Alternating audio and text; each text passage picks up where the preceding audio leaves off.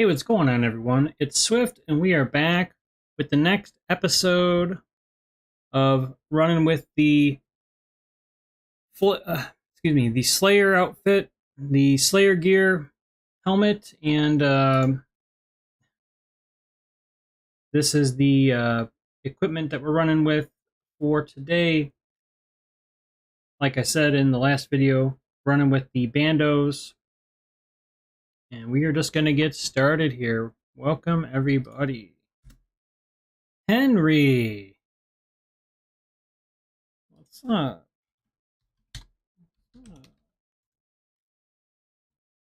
Welcome. So, figured we would get a start to today's stream, and then you can see we are on a Bloodveld task, and it's actually going to be great because by the end of it, we're going to get to level 90 in strength, and we're going to get actually a couple levels because we're going to get Slayer and HP going. Well, we're going to be very close on HP, but we'll see. So, yeah, great. All right, very good. Very good. We're just going to tackle some Bloodvelds here, and what's great is they are right by the Slayer Master, so we really don't even have to go that far. You know? We just get this all going here.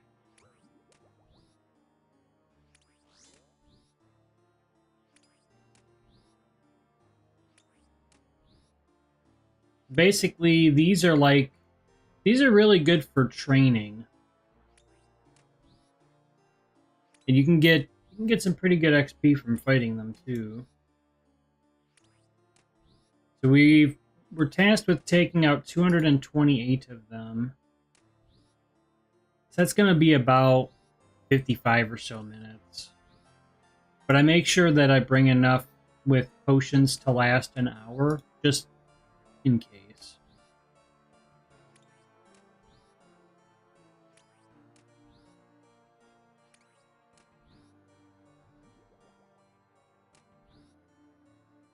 And we're going to see, now that I've got the bandos, well, at least the chest, we're going to see how much more of a difference it's going to make when fighting these Bloodvelds for XP per hour. I'm trying to think. I think it was like 244 of them per hour. So if we are ahead of that pace, which I think we will be, I mean, because our max hit has changed, but by how much will be the question.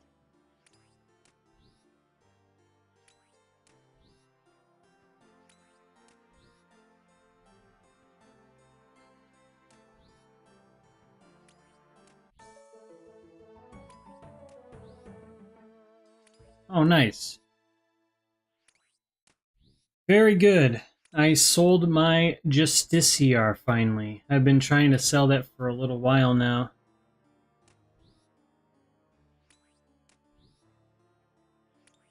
Thanks for the like, I do appreciate it.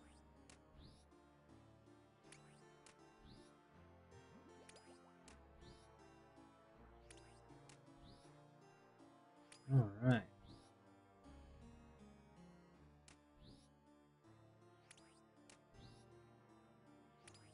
Okay.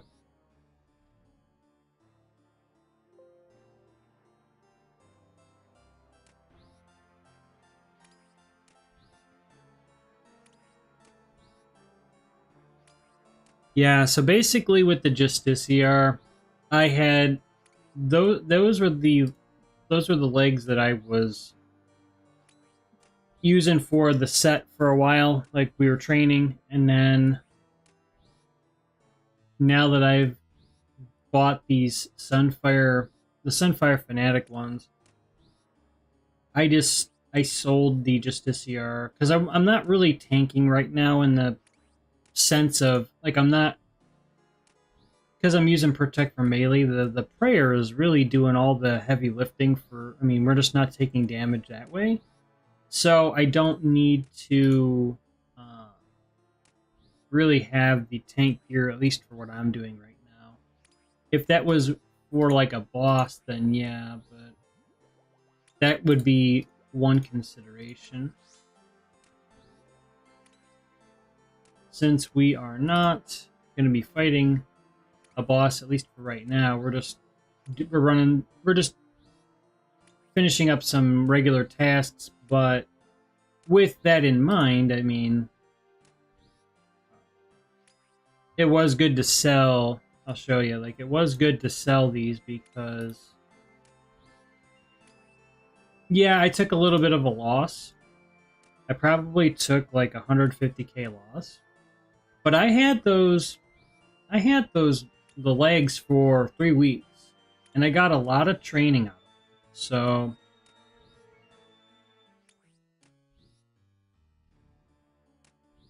that's really not that bad.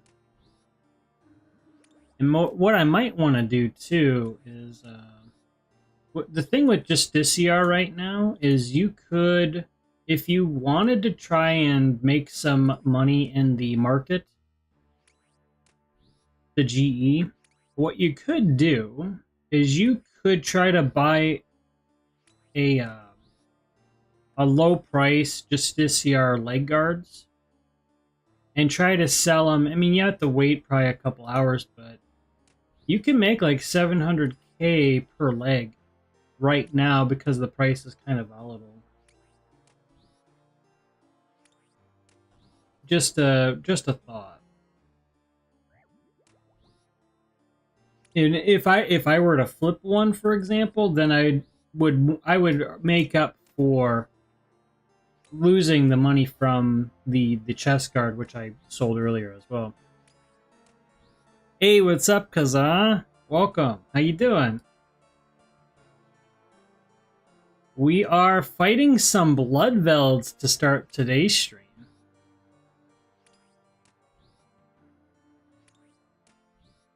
I saw you commented on the last video, and that was pretty cool. I appreciate that. Yeah, that was great. Like I was saying, I didn't expect to get the Visage, but it was fun. And you know, earlier today, I actually finished a Steel Dragon task, and I was hoping that it would have been Deja Vu and that I would have got another Visage, but I did not. So I tried, though. Yeah.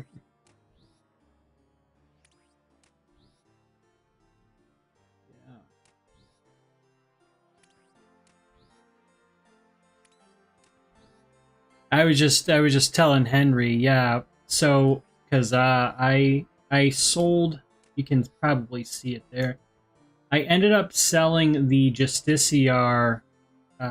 So yeah, I sold the chest and I sold the legs. I took about a 600k loss between the two of them, but the thing is, I had them for 3 weeks and I got a lot of training out of them. So, you know, I'm just going to try to flip something and make the money back, and then I'm just going to call it even, you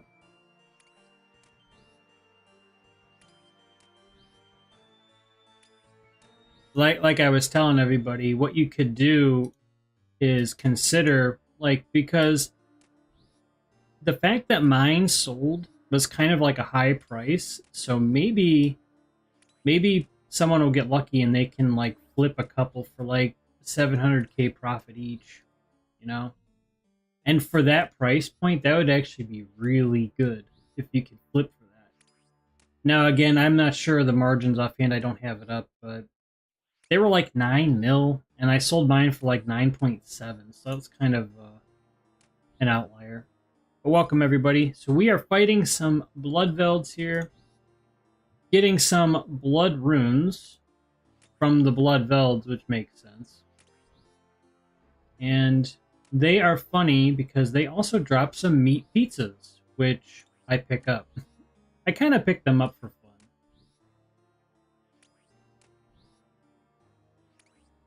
mean, they do on occasion drop big bones too, so you could get a little bit of prayer XP. It's not too much.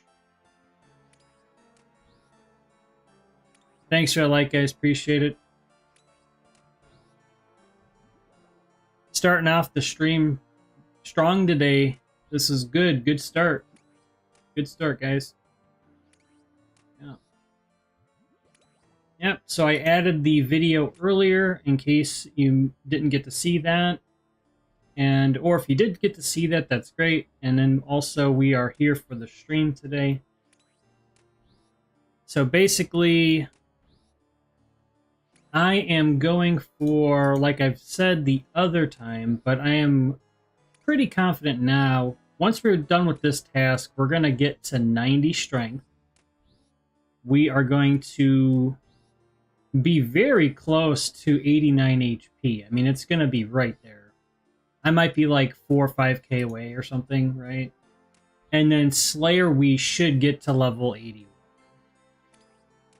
So we're going to get a couple levels just from this task, which is great because one of my focuses as I've worked on Slayer has been to save up my Slayer points to spend on the extend task for the Bloodvelds, which is actually fairly cheap. You can get this extended task for 75 points, I believe, and then you have that permanently unlocked. So anytime you get a Bloodveld task, you'll get the extra, you'll get to fight, more of them. So I think it's like 40 more or whatever on average, which for me is totally fine because this is like I'm training on crabs, like when I'm fighting the crabs on Fossil Island. And if you're here, Crab, sorry, bro. But no, yeah, so you get faster XP when you're using a Slayer Helm while you're on a task, right? So I kind of see it as, yeah, the Bloodvelds do have higher defense, but 30 defense is still not very good. So we're basically hitting them every time anyway. So these are like basically like super crabs in my mind. I have Protect for melee on just because of their one-off, like their magic attack melee, if you will. But that's not going to be hitting us today. So we ended up selling the tank armor, like I was saying. I do have plans to buy that again and try that again later at some point, maybe for bosses or something. But for right now, we're going to be training, so we don't necessarily need tank gear per se. And actually, now that I've bought the Sunfire legs, we actually have +1 prayer bonus to what we were getting with Justiciar, which is kind of interesting for that. So thank you for the like. I do appreciate it. You got 99 agility. Oh, my bad. I didn't see that. Hey, yeah, congrats there, Kaza. That's hey. No, I mean, you've probably lapped me. Like, you've lapped me not only on the agility course, but like literally probably, because I don't think I've gotten any agility XP in like 3 weeks. That's great though. Hey, I mean, I would like to get it at least to 60, right? I mean, I do want to get all my skills to at least 60.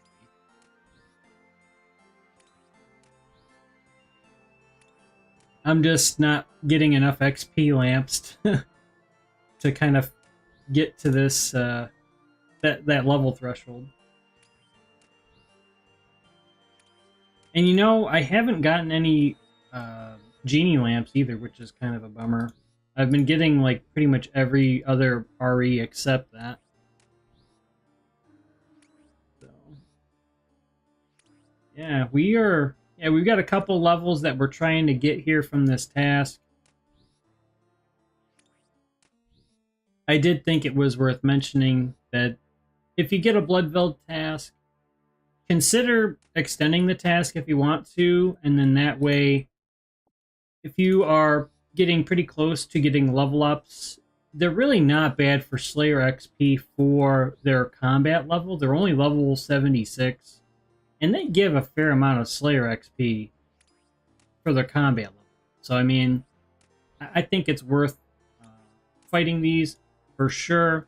And then you can also, I think Kazaa had said the other day, there's a multi-combat area to fight Bloodvelds as well, which you could, I'm guessing you could bring a cannon, so you'd be able to train ranged on top of Slayer and the other combat stats, right? So that'd be 4 skills training at once, which is pretty great.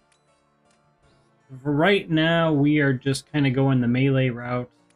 But I like this area because we're literally right by the Slayer Master, so we don't really even have to go very far. And the task is right here. So we are cool with that. Just pick up some of these blood runes, and we're going to keep fighting here and just try to chip away at this task. Like I was saying, it's probably going to take me about a total of 55 minutes, but we're already 15 minutes in, believe it or not. Time's kind of flying. So we only have about, it'll be about 40 more minutes, but I might even be a little bit over just because maybe my rate, my XP rate, like maybe I'm actually going to be on a better pace.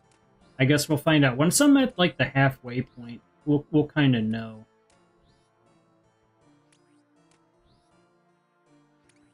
Yeah, so keep that in mind, everyone, when you're going through, like if you're wanting to get the multi-combat Bloodvelds, like Kazaa's saying there. The Sins of the Father quest. That's one that you would need to do. That's one that I need to do. Thanks for a like, appreciate it. I mean, I'm about halfway done with the quests right now, but I'm sure that that's one that I need to complete myself. So it just gives you something to kind of work towards.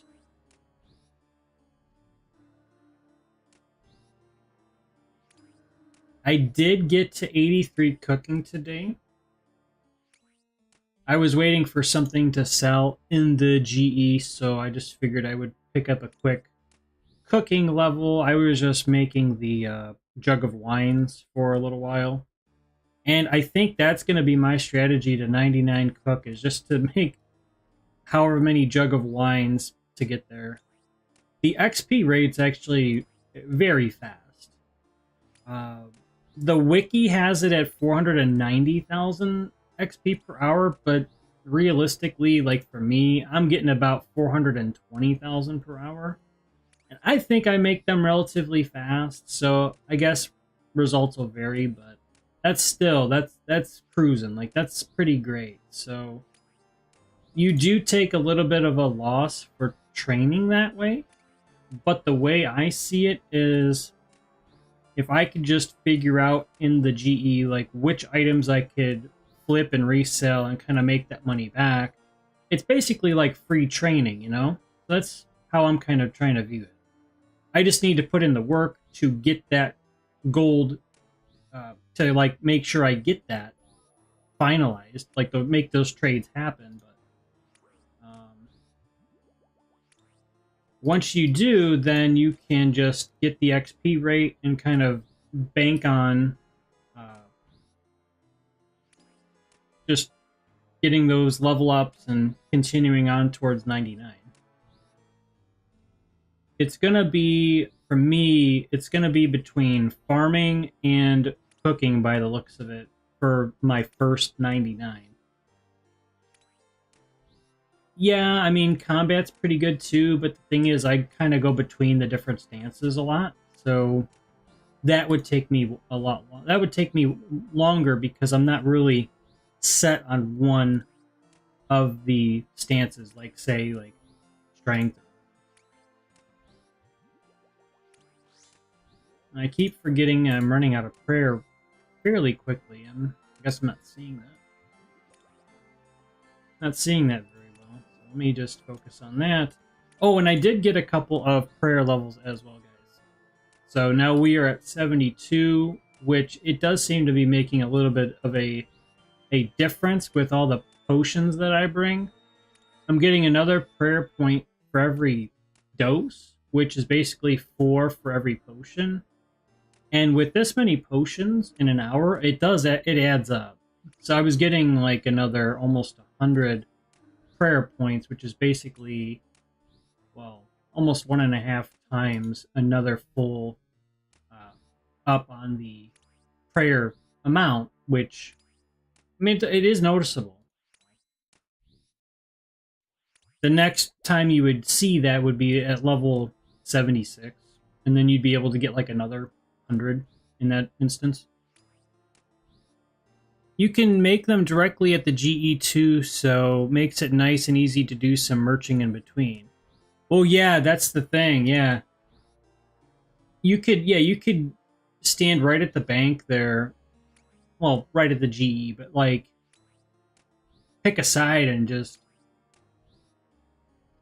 start going for like, okay, I'm gonna do this batch of 14, making the lines, make 14 however long, and then I do it like in half-hour increments.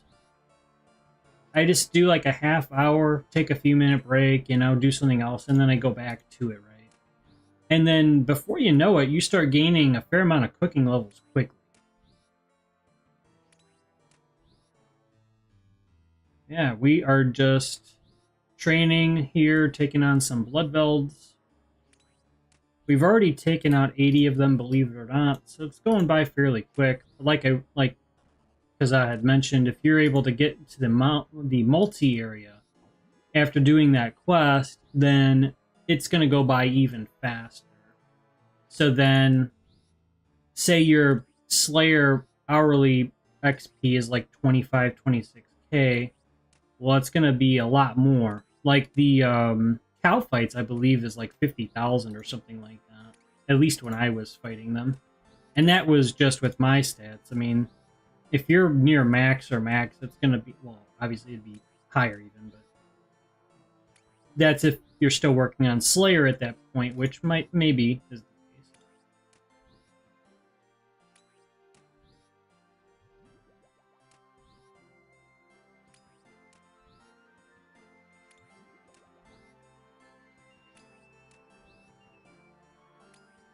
And one other thing I like about these is there isn't really that much competition.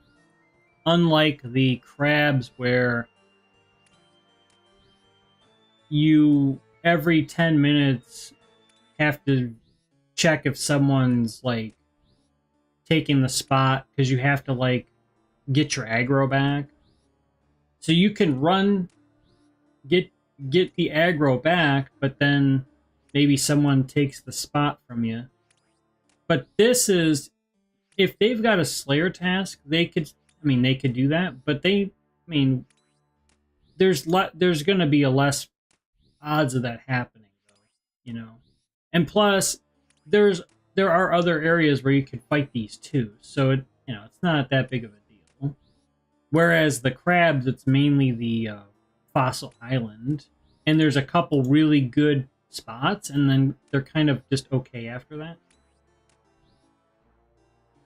And as you can imagine, like the better spots are just, that's where all the competition is. I've seen it where you have 3 people and one is fighting a crab each, because there's 3 crabs in an area, right? They're all taking one crab, and it's kind of like this tug of war of who's going to take the second crab first, right? So they could get like the advantage. It's actually kind of interesting. I did train with them for a while, but then once I started going with Slayer, I kind of haven't looked back, because just the XP rate for me has been a lot better with these kind of tasks, for example, like the Bloodvelds. They're really easy too. Like they're really easy. So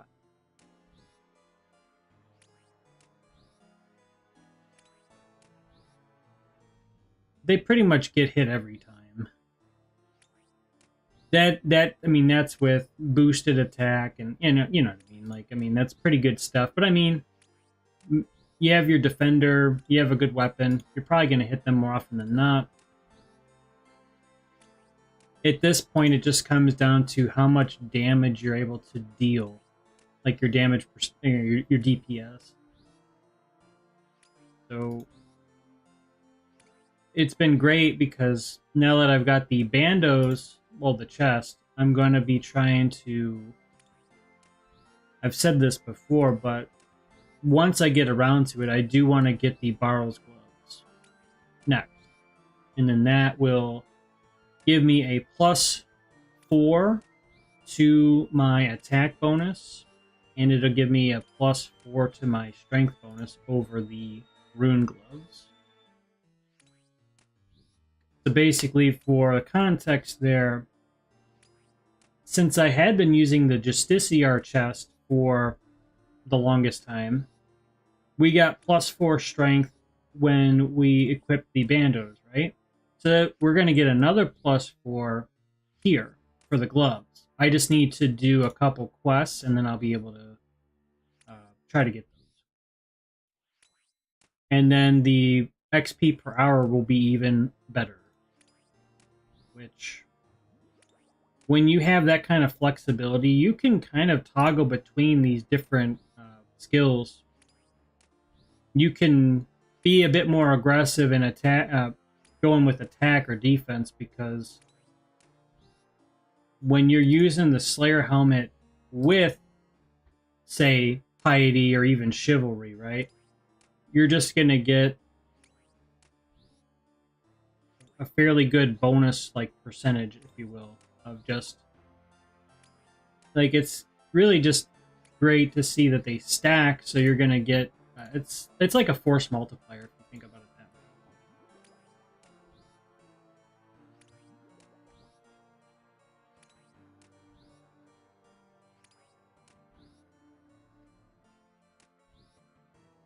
way. So we're looking to get 90 strength. We're getting there. We're just under 54k left to go now. 21k left to go on 89 HP, you can see there. And then the Slayer is actually fairly close to 81. So we're more than likely going to get 3 different skills level up for this task, which is pretty nice.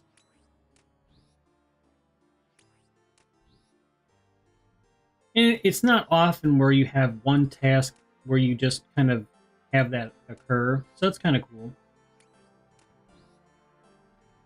We are getting closer to the next 10th streak, so, you know, the 140.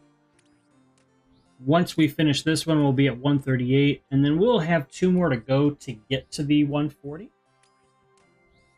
And then, I mean, we're not that far away from 150 either, right? So that once we start kind of getting more of those bonus points, it's just going to unlock more things.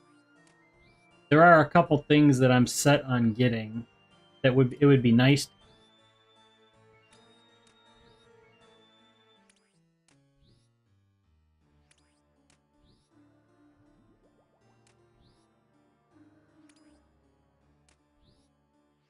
They are serving up these pizzas. And, you know, I don't mind picking them up, because I think it's actually kind of funny they drop pizzas.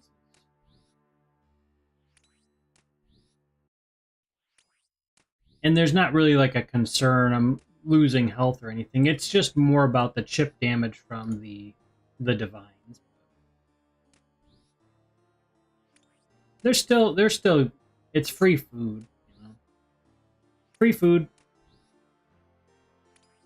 But once we are done with the 2-minute dose for this dose here, then I'll be able to have an idea of what my, like, how many I've like the kill count for the half an hour, and then we'll just multiply that by 2 and get a rough idea of what the hourly rate would be. Then from that you can derive your XP rate and all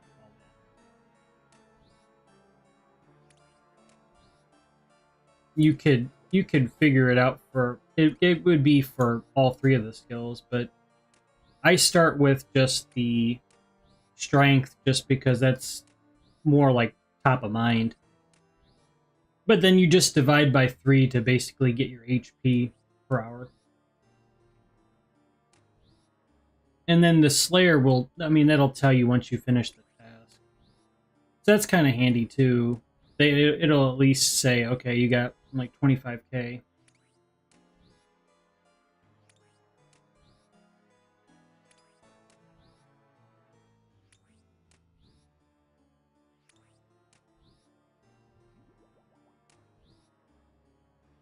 And really, if as far as drops go, sometimes they give okay drops, like you see, sometimes you'll get blood runes. That's really about it, honestly. So I'm not necessarily fighting these for drops. It's more for just the XP and the fact that you can get XP pretty quick with these. So just to show you a task where once you get to fight these, once you say you get your stats even to a certain threshold, then you can kind of expect to get more of a pretty solid XP rate per hour, and hope that helps your training and getting to level 99. Like when I started out, my Slayer was level 17 for a month. So in the past month, I got it to 80. It's been a bit of a grind, but I've been determined just to try to go for it, you know? Trying to block tasks that really aren't the greatest and trying to extend tasks that are good for me to do. Alright, so we took out, it looks like 122 in that 30 minutes block of time, which would mean we can take out 244 of these per hour. So we were assigned to fight 228, so we will finish that in less than an hour. That's good to know that too, because then you can kind of plan ahead, and if you know that the task is going to take you less than an hour and you have like an hour to play, then you're not really, I mean, you'll have at least a few minutes to spare and just kind of at least you know you'll be done with the task. And it's just more for getting the XP rate down so you know if it's worth your time. I mean, that could be useful as well. But we're just going to smash these for a little while, and then we're going to get to the next task. Hopefully we get gargoyles or something else, but we will find out here in probably like 25 minutes or so. But hope you're all doing well today, and thank you for stopping by. We're playing some Old School Runescape. And it's been a great series. This has been fun for me. Just trying to do my part, and just keeping up with the training and just trying to get some more levels, you know? Now that you've tried more tasks, which is your favorite currently? My favorite task is probably these blood builds. Just because of the fact that I'm getting very fast XP rates for skills, even just with like the standard training method of just meleeing them. I look forward to it because if I just put in the work, then I can get the levels and I can just see the improvement. A close second, just because I like the challenge right now, would be the Steel Dragons. I've always liked to fight the Steel Dragons for whatever reason. I just think it's fun to it's more like the challenge of it. I mean, they're not like a boss per se, but I always felt like with the dragons, they have a fairly high defense and attack and stuff, so they're respectable enemies to fight. So I always looked forward to the challenge with Steel Dragons too. Yeah, Bloodveld is currently my favorite, where when I see that as a task, I instantly know that there's good potential for at least a level up if I'm close to getting one, or I can make good progress on getting to the next level up once I'm done with the task, you know.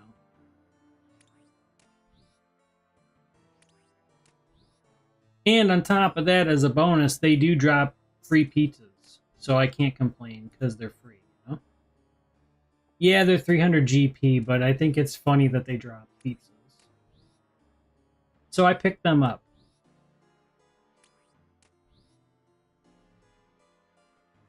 And as a bit of a bonus, they do heal a little bit of this chip damage from the divines, so I mean, whatever, you know.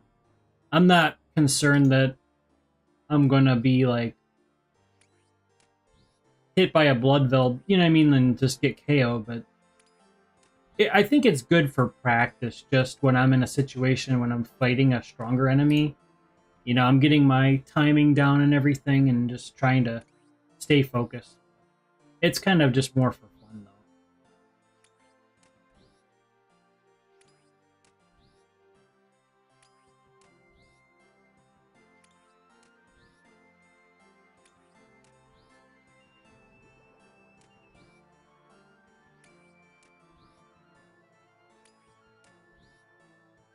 We've got about 8,000 left to go to 81 Slayer, which will be great.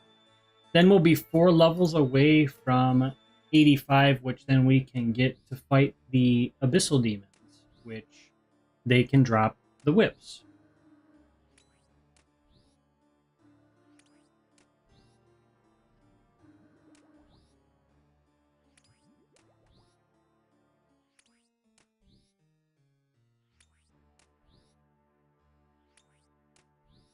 For a time there, I wasn't fighting gargoyles. It was probably a week, and then we were fortunate enough and got back to back basically gargoyle tasks. So maybe we'll get some gargoyle tasks as well. I wouldn't mind because then that would be a moneymaker, you know? So that's the thing with Slayer, you can get some tasks that are really good for money, and then they kind of offset with ones that are more like experience based of just it just kind of balances out. But if you have a couple different ones blocked that are really, you know, not good for XP, then you're kind of at least it's kind of for a couple reasons it's going to help because you're more likely to get the moneymaker tasks, and you're also more likely to get the good XP ones too.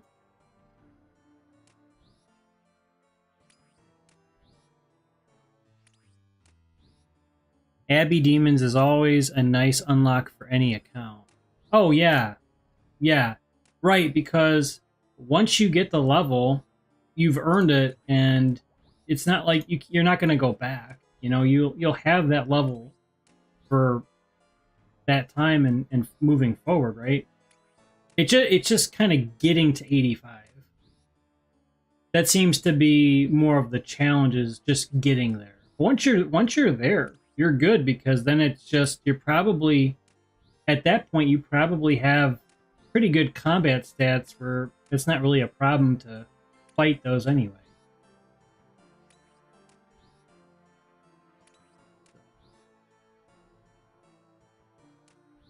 Yeah. this is basically what I do when I fight the Bloodvelds, though I just have a rotation. I just try to... I know it's a bit repetitive, but like a lot of these tasks, you have your area where you fight them. You can bring a cannon here if you want it to go a little bit faster. You can set a cannon like right in the middle here, and you can at least aggro another one kind of closer to you, because sometimes these like to wander off and kind of go over here and all that.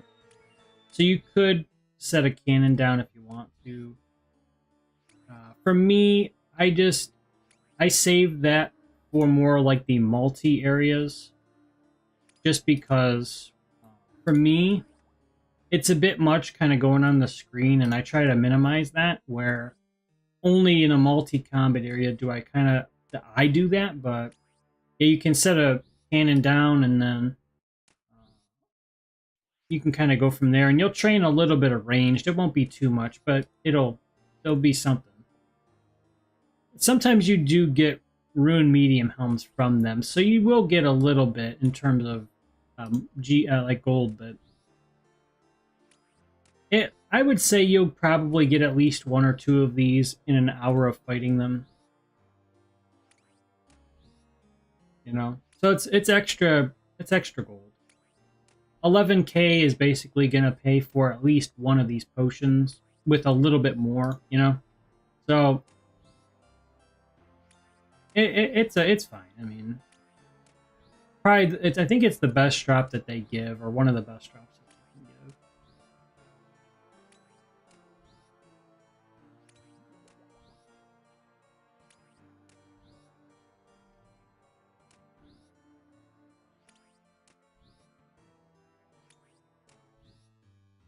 And I read I read that on their roadmap for the summer and all that, they're going to be looking at, I think it's for summer for this specifically, but I just brought that up as an example.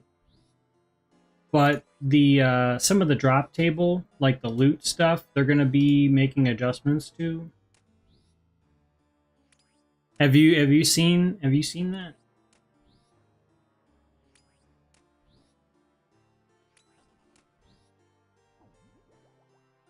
So in 40 minutes, we've taken out 162 of them.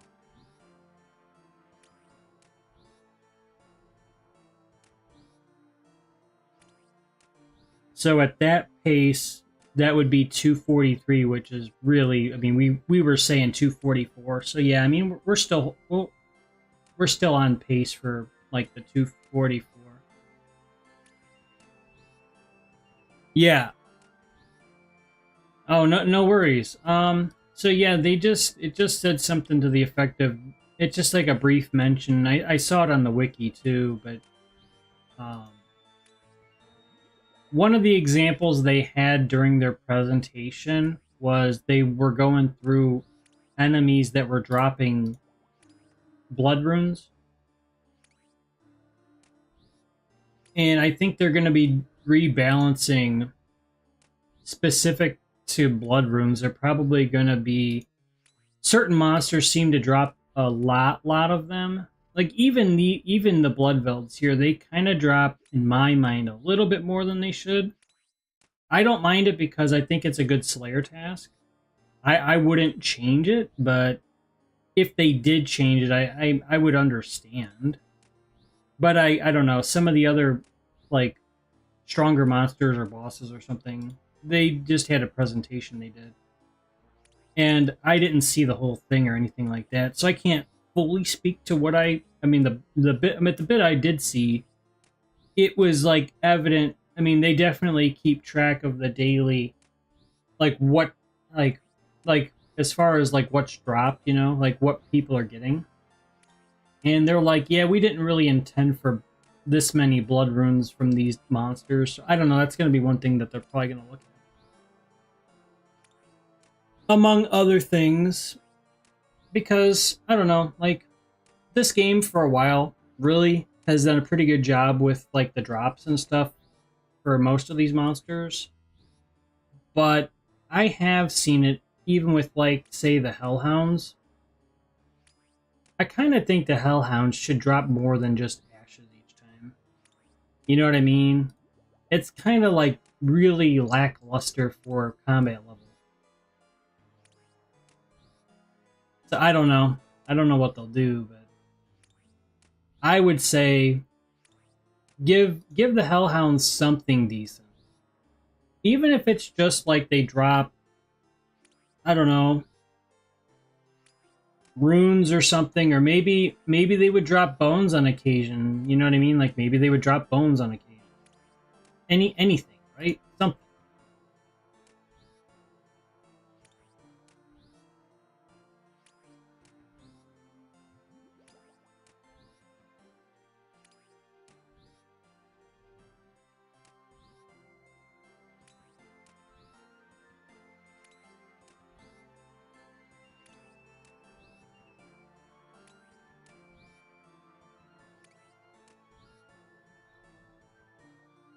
Alright, so at my current pace, I think these have 120 health. Let me just turn the XP on for one.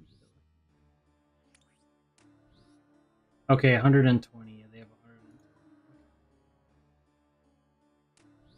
So we can take out 244 blood velds in an hour times 120. That's going to get you 29,280 Slayer XP in an hour, which is actually pretty solid for Slayer. That's actually pretty decent. And then on top of that, if you multiply that number by 4, that's going to get you your strength for whatever XP per hour. So in this case, we're going to be getting 117,000 strength XP per hour. But that's like basically maxing out at blood velds. And then you divide that by 3, and that's going to be the HP XP per hour, which is going to be 39,000. So we will get all 3 levels here right before the hour ends, but I don't know if we'll actually get them because our pace is to get them, but I don't know because it was only 228 of them, not the 244. I'll probably just be a little bit short on one of them. I guess we'll see, because I didn't directly figure that. Yeah, I think they really need to scale back the amount of runes bosses drop. It would help the skilling market with rune crafting so much. Oh, 100%.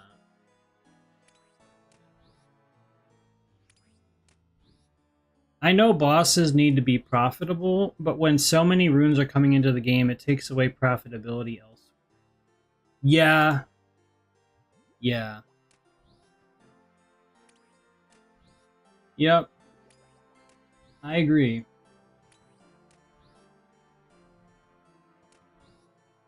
Like I think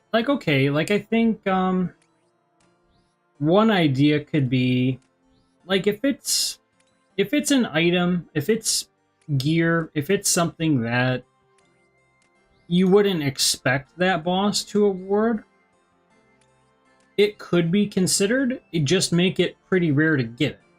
Like, you know, a bit rarer than usual. Instead of having, like, all the runes, you know?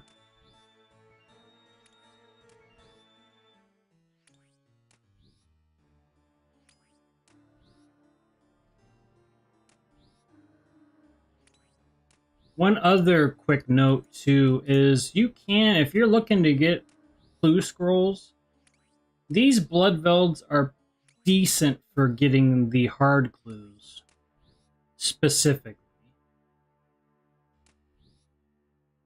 I think the Hellhounds are better. I don't know. I haven't like officially looked at the drop rates, right? But just from like fighting them casually, it seems like the Hellhounds do give them a bit more often. But I think this is the second time in this session that I've gotten this message. I don't know if that's typical, if that's above average, or you know what I mean. just telling you what I see, right? Yeah, that's one use for hellhounds. Yeah. Yeah. Yeah, I took out 1,000 hellhounds and got like so many hard clues. But that's about it.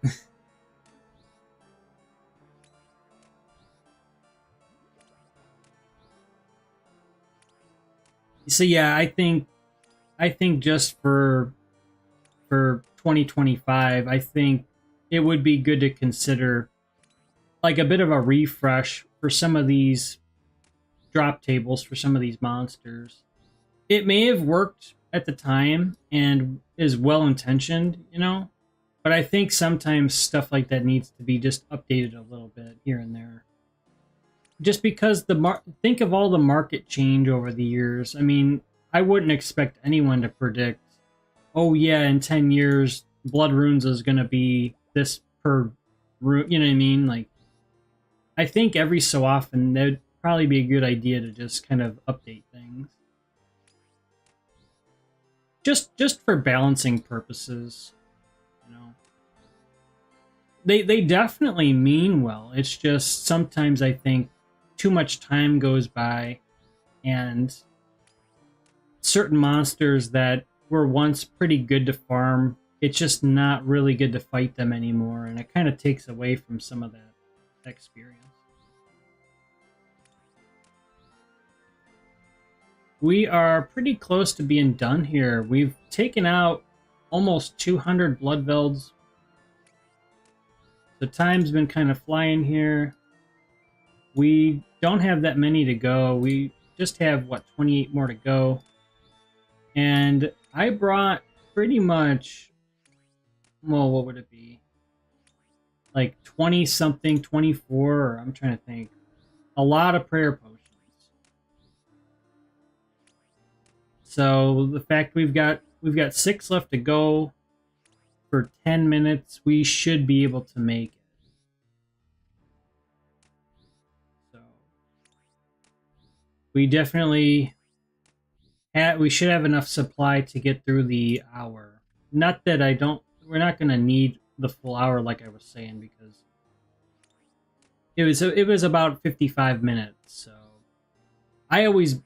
it's just nice to have the extra dose just in case maybe you're not on pace, and you at least, I'd rather have it than not,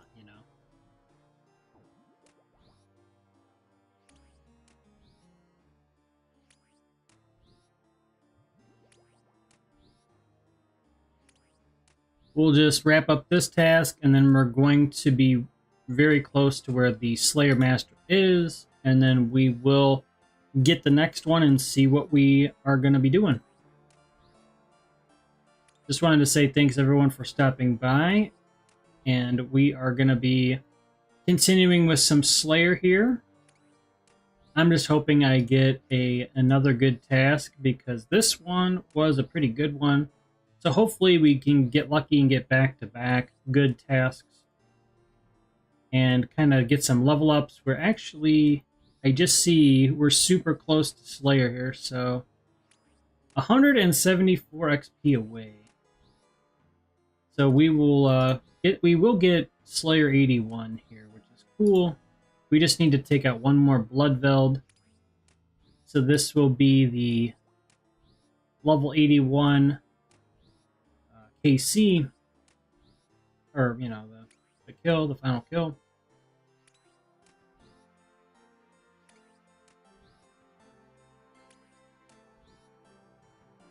And of course, it's always the tankiest. Like, the one that you need for your level up is always the tankiest. It's interesting how that goes. But we got it, level 81 Slayer. Only 228,000 left to go till 82. Which would be, that would be like, what, like 9 Bloodveld tasks in a row? Let's get started, right? Only 9 more to go. I mean, tasks. Thanks, appreciate that. Only 9 more Bloodveld tasks to go. But that would basically mean like 1,000,000 XP though too, so alright. And actually, like I was saying, it was pretty close here because we are about to get level 90 on strength as well. And not too far away from 89 HP either. So this was pretty well timed. I was figuring we would be close, you know, with the amount of blood velds left to go. 15 left to go. We're definitely going to get the strength level here in just a couple. HP is going to be... I don't know if we will. I don't think we will on HP. But that's fine. That'll be just the next task. That'll be like a brief few minutes or whatever, you know. It won't be long.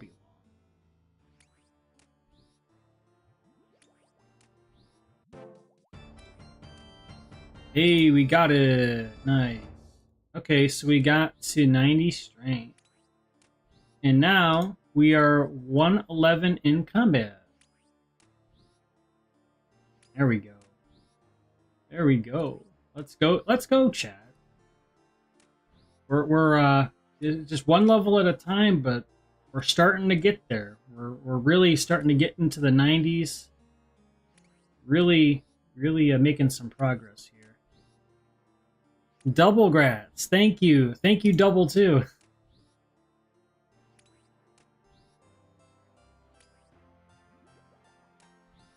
Hey, these blood velds, they were already in trouble, but now we've leveled up strength even again, so they're not going to be having fun. You know? We're probably going to start hitting 50s on them now. Once I drink the next potion here, I'm kind of interested to see if we can hit 50s now. It would be like 50 on the dot. And that's maybe because I might be just a bit shy. Still fun. We've got 9 more to go, so I guess we'll just finish out strength for fighting these 8. You know? We're almost. Yeah.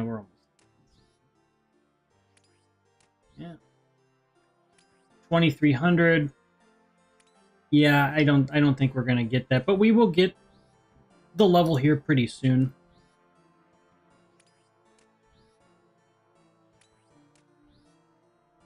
And then it'll probably be like 9 hours for Slayer 82, but that's fine. I mean, that's just kind of par for the course. Once you get to like the 80s here, you just gotta chip away and get one level at a time, you know?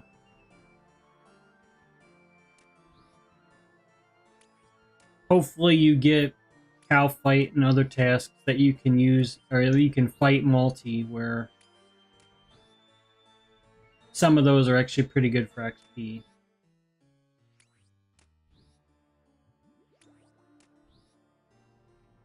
And I do think that 90 strength is making a difference. We one hit, and not one hit, but that final hit on the 1 was like pretty convincing. Like that was a smash. That was like a no doubt KO.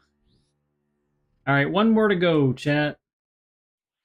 We're just gonna kind of let this prayer run because I don't think I need to use any more potions. So basically, we could have been at about 4. So it would have been 20 used per hour, basically. There we go. And we are done with that task. So 27,000 Slayer XP for the task. And we get to fight some blue dragons. Alright. We can do that. Okay. Let me just check in here. I'm just gonna go to the bank. Message for you. Hey, I have a message for you. Dismiss. We're going to be fighting some dragons here. Let me just kind of get everything situated. All right.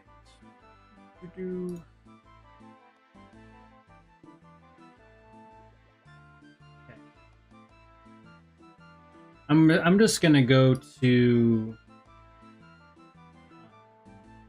Cavalry for those.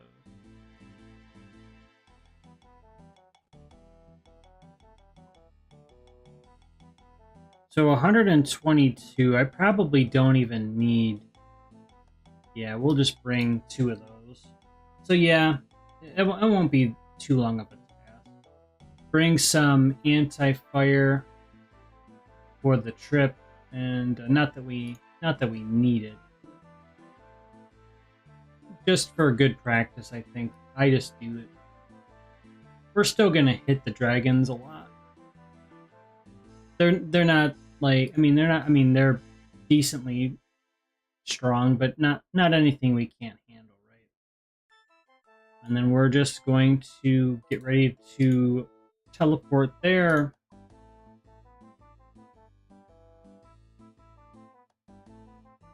Just make sure to remember just to bring, if you have it, bring the dusty key with you. And I always bring a teleport tab as well, just in case.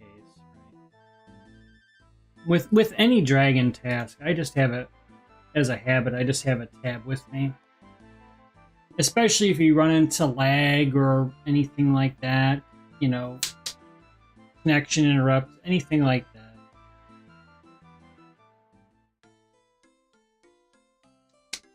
For the most part, you should be good, but I just do it in case, you know.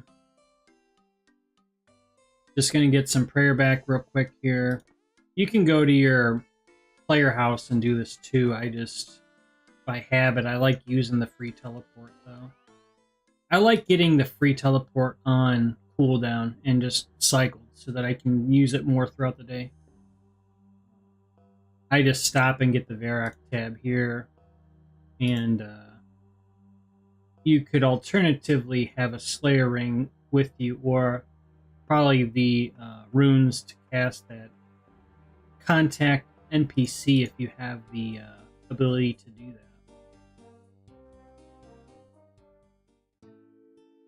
Just go to Falador, go west, well, southwest, and then we are going to go to, well, after you jump over the wall, the broken part, just go northwest here for a little while. You're going to see a ladder that you can go down. And then we are going to be here at the Taverley dungeon. If I had the agility, I could go through this shortcut right here, and we'd be right there at the Blue Dragons.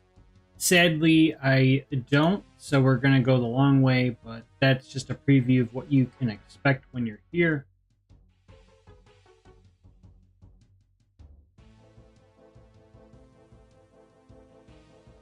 So being that I've taken this route like 20 times now, this is a fairly large dungeon. They put a fair amount of time into this, you can tell. They have all kinds of different enemies you can fight.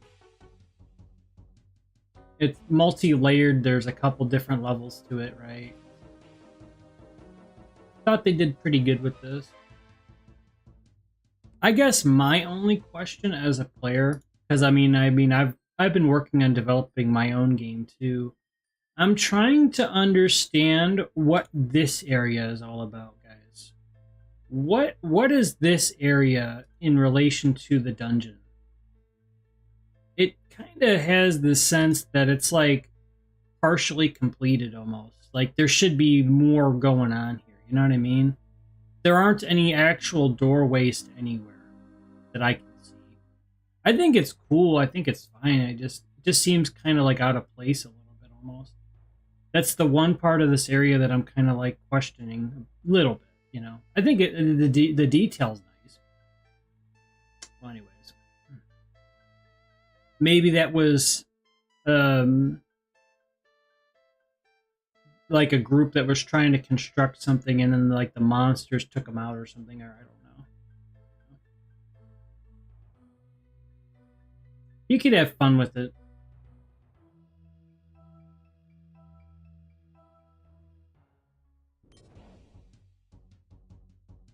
And then you just use the dusty key on the gate to get in here. That's typically what I do. And then we're going to go to the black hole. I mean, the part of the game hasn't loaded in yet. Use the anti-fire, and we're going to be ready to fight here.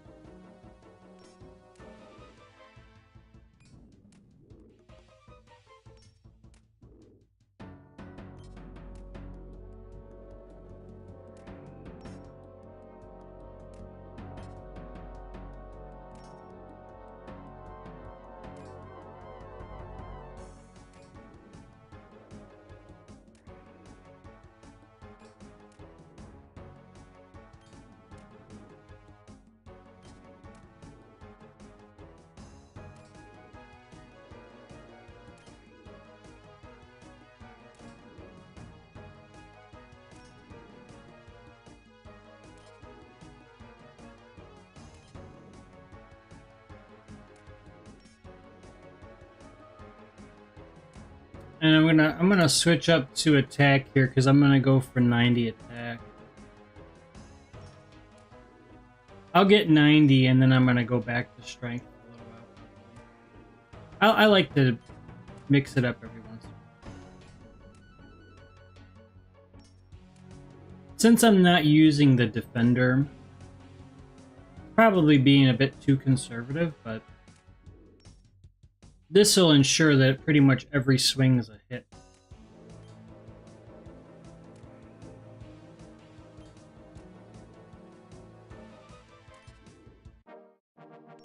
Hey, we got HP to 89. Alright. Nice. 503,000 left to 90.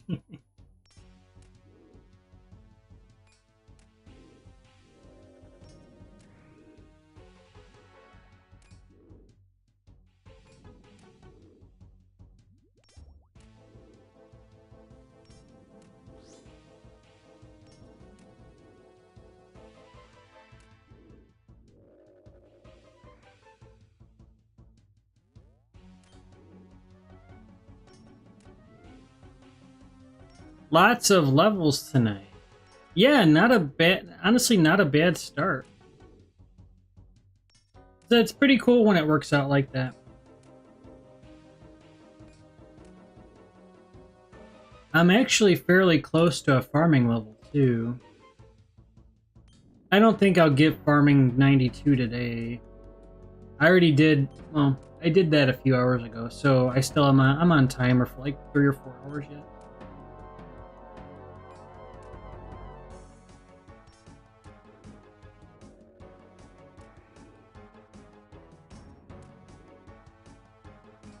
Yeah, so we got cooking 83 earlier.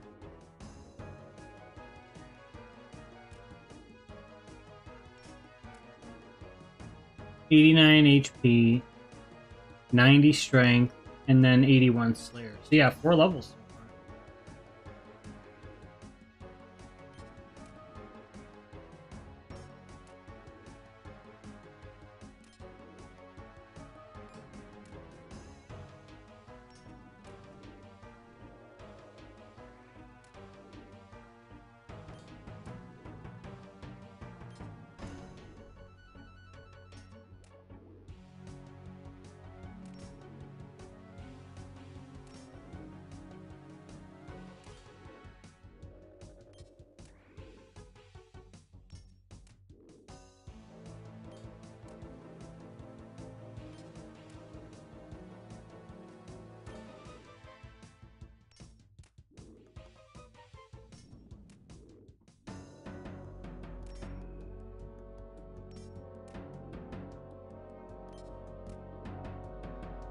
I normally don't train at this spot. I typically go more over to the other area, the southeast more so.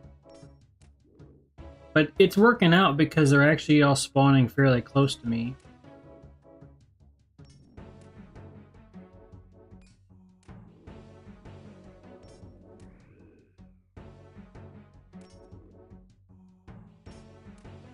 They're like right there, yeah.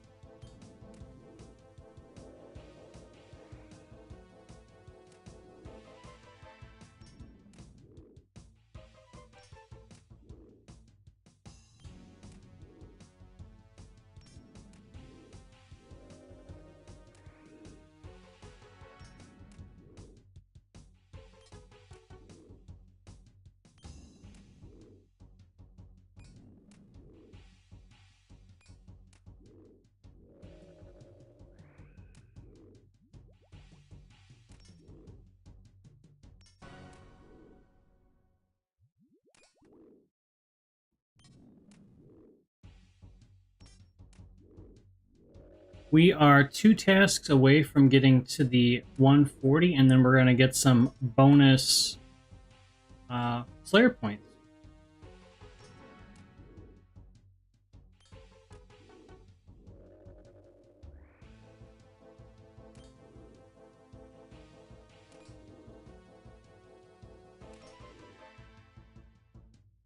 And offhand, I don't know what it is for 150, but we're going to get some for that as well.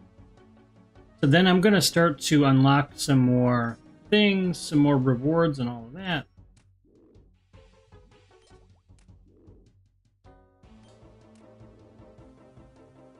And that's going to help with future tasks.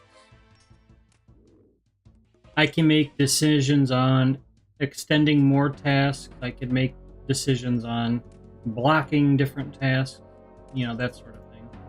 Oh, and that's another thing that they mentioned too, because was the wiki says, from what they were like, they noted that they're going to be looking at quality of life with Slayer too.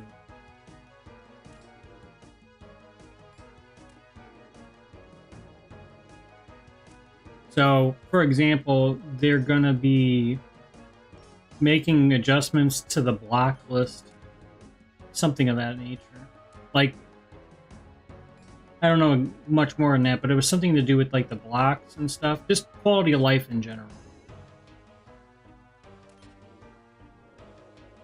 And I think that that's good for the game. I think that, yeah, I understand what they're trying to do with the blocks and the way they're doing it now. But, yeah, I don't know. There are more than a few tasks that aren't really worth doing, so I kind of feel like if they just made some adjustments, they could make it a lot better.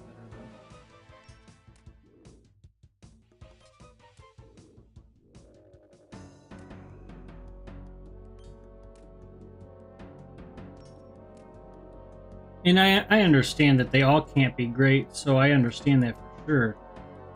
Just sometimes you can get like 3 or 4 bad tasks in a row, and it's kind of like you're kind of just stuck. I remember one time and again, this was when I wasn't as experienced with Slayer, but I would get a task that wasn't really that great, or maybe it was a wilderness one or something, or I can't remember now, but you know, you'd be stuck on that for like a week or two, and you're not getting any progress towards your skills. So to me, sometimes you can get those tasks where it kind of has that impact. But one good way to work around that with a little bit more flexibility would be having the storing, like the task storage option, because at least you'll get another roll essentially for a decent task.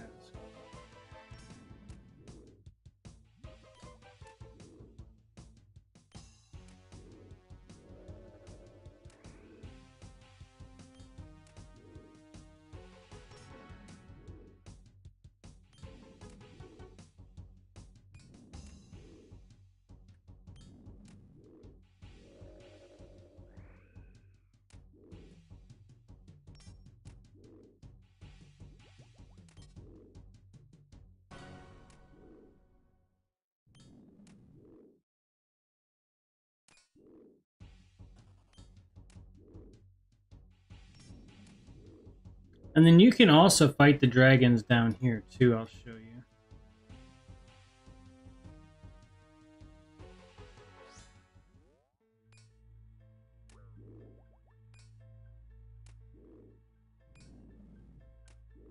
There are 5 dragons down here. Really, this is a purple dragon, but it's blue, I guess, to them. I don't know. Yeah, I think they need to figure something out for early game Slayer. That's where the biggest pain points are. Yeah, for sure. Yeah. For sure. Like when I started training, like when I started trying to level up skills, again, because I had been off the game for a while, it seemed like I'm like, okay, well, where do I start? And I'm someone that's pretty resourceful. At least I like to think that I'm a resourceful player. And even I was like, well, where do I start? Because there's so many different options. Like you can go to this master and this master, but if you haven't played in a while, you don't know where they're at. So it's like, okay, well, yeah, if you know what the icon is, like, okay, yeah, that's the Slayer Master. I even think with that one quest that was that Porcine of Interest, the with the Sour Hog quest. I mean, you can tell kind of there that they were thinking about it at that time, but that was, you know, that was some time ago now.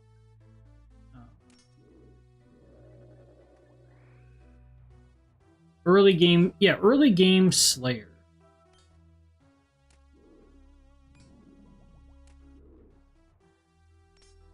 Now, what I'm thinking for Slayer, I've got some ideas for Slayer. See, they give you XP based on the amount of health that the enemy has, pretty much, right? So in this case, for example, when we take out a blue dragon, it's got like 100 or whatever health. You're going to get 100 Slayer XP. I think the harder the enemy is, like the more difficult of an enemy, you should get like 1.5 or like double the XP for the HP or something. Like 105, okay? So I'm basically getting 4 times combat XP for every Slayer. You know, it's basically like another HP stat. I get that it's more of like an exclusive club. I understand that. I do think some of the monsters that are more difficult should give a bit more XP than they do, though. Because it's kind of underwhelming when you take out a dragon and you get 100 Slayer. It just seems like I should be getting a little bit more for that, you know? Like, I'm not saying it should be 300 per kill, but I mean, would 170 or 180 be kind of a middle ground, you know?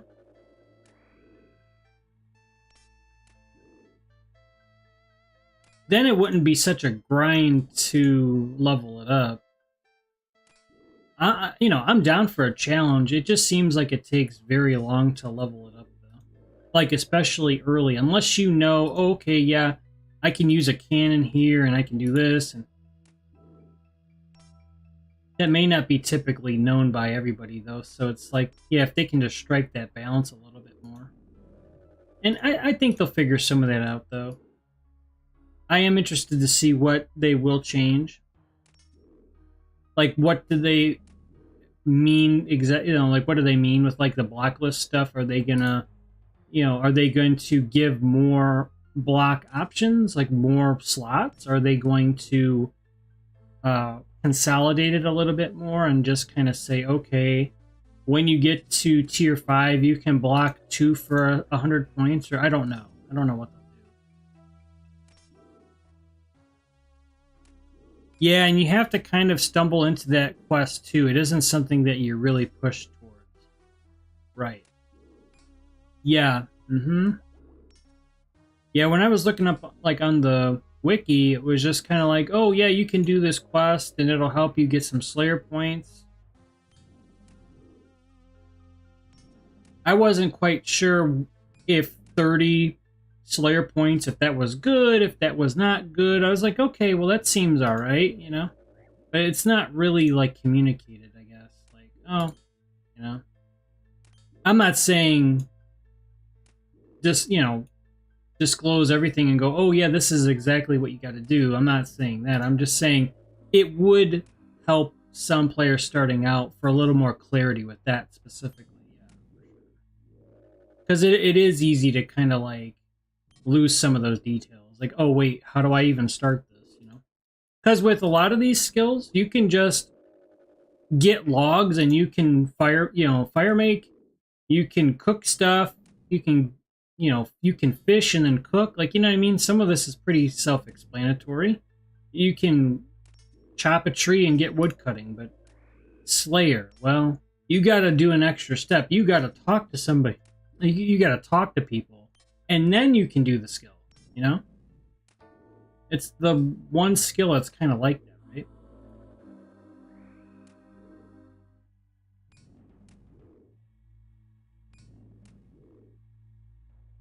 One other thing I think they could do too, like when you're on like you're on like a good streak, we're on 138.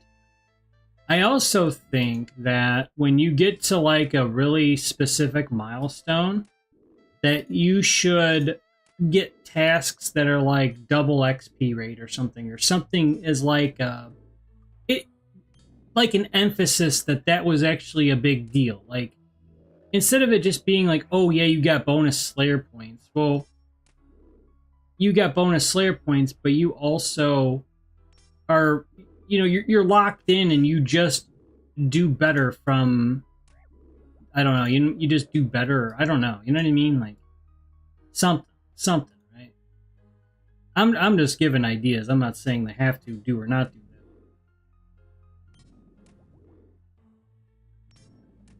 that. It has a bit more of a barrier to entry for sure. Yep. Yep.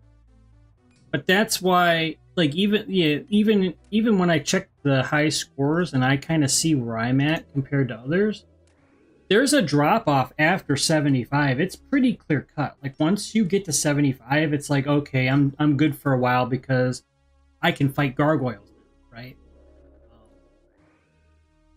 It basically seems to take a lot of willpower to get to 75 in the first place. So, yeah, if they could do something there, that might help out a little bit. I personally think they should add Slayer Helm cosmetics for each Slayer master, and if you get a streak with that master, you unlock the cosmetic. Well, that's cool. That's cool. I think that's cool. Yeah, that makes sense to me. Right. Right. Yeah, I've just been sticking with the one Slayer master, Neve, for a while, but I know some players kind of go like they'll do 9 tasks with one, and then they'll go one with Duradal or something. You know what I mean? They'll kind of do that. There's a couple different ways to go about it, which is cool.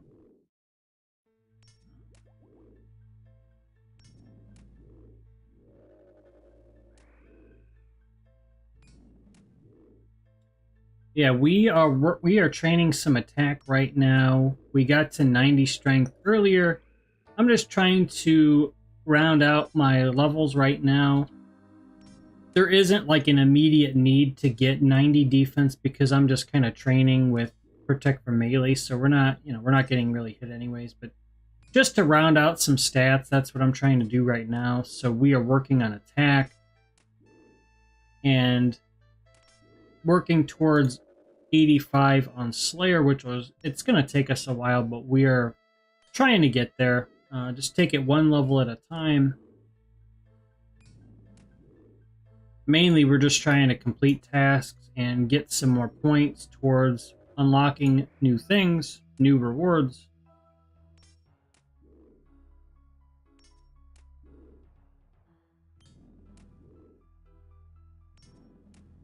Now, have you read Kazaa with the Yama boss? Have you read about the there's something called contracts? I haven't really got a good sense of what exactly they're meaning. If it's gonna be like, you know how you have like a bounty? Is that kind of what it's gonna be, or like what are they talking about? Because I think one other cool thing would be is if they had like a Slayer Master, like it's interesting because in my game in Dragoon Ascension, again, I've been working on my game and I haven't played any RuneScape like up to like 2 months ago, like I said. So I had no idea of any of the changes they had in this game since I had last played. But in my game, one of the NPCs, you can talk to him and you can complete bounties. I think in this game, not necessarily like a copycat, but in a similar manner, what they could try would be is, okay, you talk to your Slayer Master, right? But at random, kind of like how you have the low percentage of getting the big and badder enemy that's like really like the high HP, tough to kill one for like the big XP. I think at random you could get like a task that's like, it's like kind of like a special task almost. It's like a bounty task where you gotta take out specific blue dragons or something, or I don't know. I'm trying to think it through fully, but you know what I mean, like a bounty. Like that Slayer Master has heard that there's unusual activity here in Taverley, and there are stronger than usual blue dragons, or there are blue dragons that are really aggressive, or I don't know. But then you get like double XP for taking them out or something. But that's like once every couple days or once a week, or it would be just something different, right?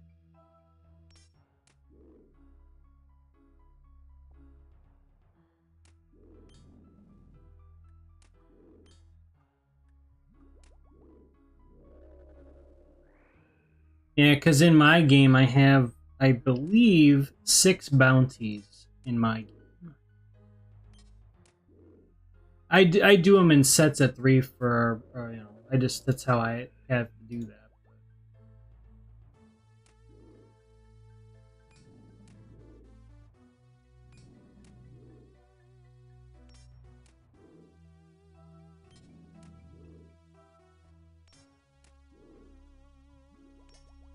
We are on a task to take out some blue dragons, and we've actually taken out about 100 of them.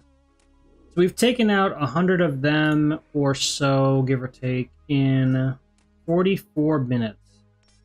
So that would give you an idea of what you could expect. And again, this is based on like upper combat stats. Like I'm not max, but this is like, you know, high 80s or right at 90, especially with strength.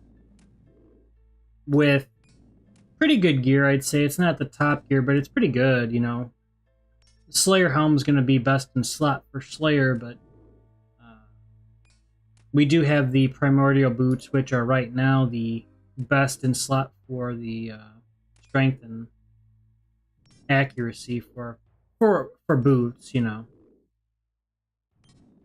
I'm still going to be working on getting the Borrow's Gloves like I've alluded to before. Once I can get Monkey Madness done, and then the side quest for Recipe for Disaster, I'm going to at the very least get the Dragon Gloves, which will be a slight upgrade to the Rune Gloves.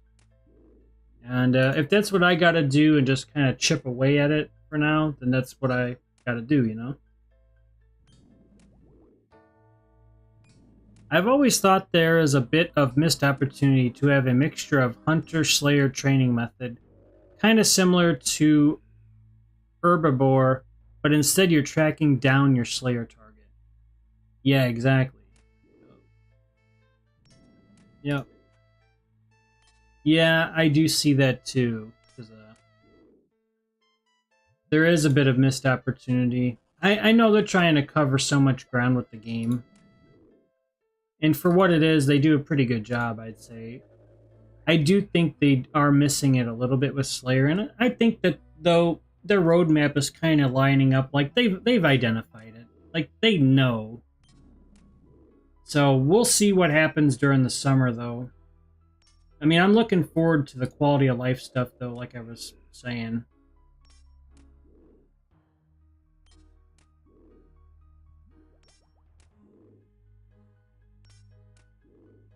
I do think the block task stuff is kind of awkward in a way. So if they can make any improvements to that, I'm cool with it, you know.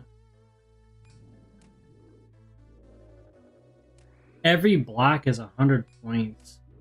You have to go through a lot of tasks to block one. But once you've blocked it, that's a one-time block, but you have to pay it again to block again. So it's like, I think if you block something, you spend 100 points, like, you shouldn't have to spend that again to block the same creature. There's so many creatures you can block. It just seems like a lot of a grind, you know? That'd be my opinion.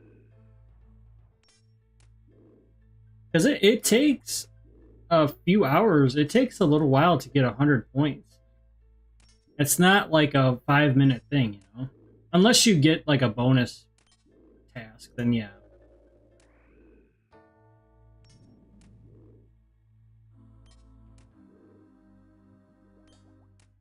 We are pretty it's going pretty well here. We are about done with this task. Just 13 left to go. Like I said, we are here at the Taverley dungeon, but there are other areas where you can fight the blue dragons as well. When I first started out fighting blue dragons and kind of looking forward to fighting them, I would fight them at, I can't remember, was it the Ogre Enclave, I believe it's called? But it's by Yanil, basically. You gotta do a quest or two or something for that. I think it's Watchtower. But I like Taverley better for the blue, only because it seems like there's less competition here. At the Ogre Enclave, there's a fair chance you'll see somebody, at least 1 or 2 players, and there aren't that many dragons. I think there are 4 that spawn there. But in this area, this right here, there's 5 of them. So I do think this is a bit better of an area to fight them. Yeah, the block system, right. I mean, like I said, I mean, they mean well. I mean, they have a sense of, like, all right, you know, not every task is going to work out and all that. Yeah, I mean,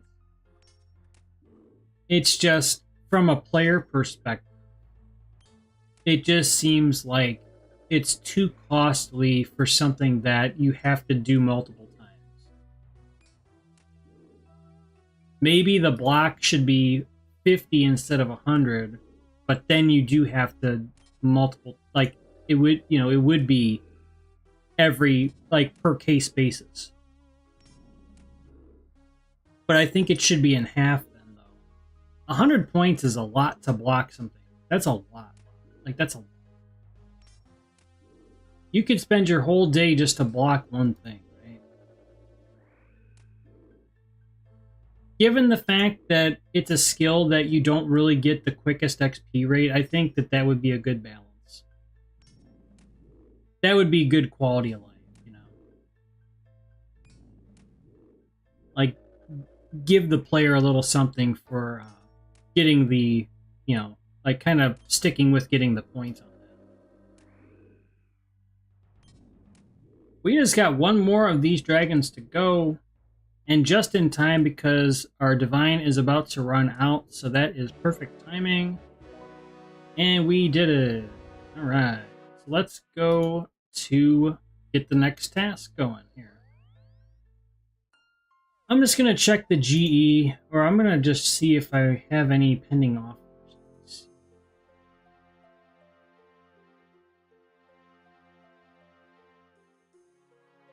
No. Oh, that's right. The Justicia are sold. That's right.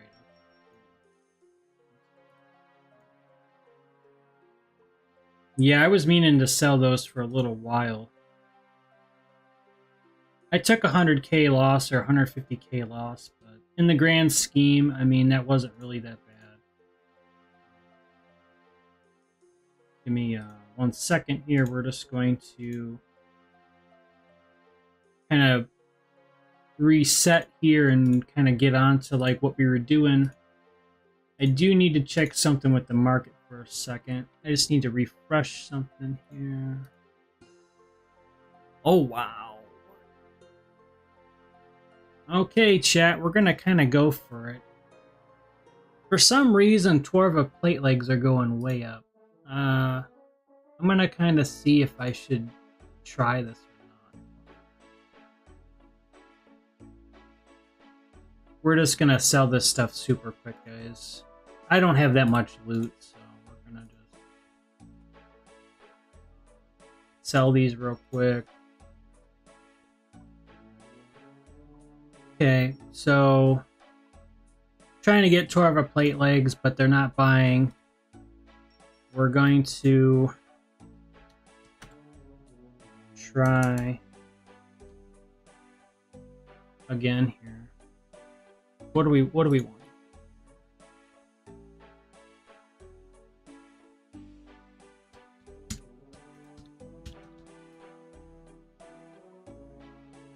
Once I get them, I gotta be quick. I gotta get back to the GE immediately because I don't know if this price is gonna hold. I don't want to take a big loss. It's a bit risky, but I'm trying to quickly flip them to make some money while we're doing tasks. Now that we've got that out of the way for just a second, let's go and get this task going and see what we can get.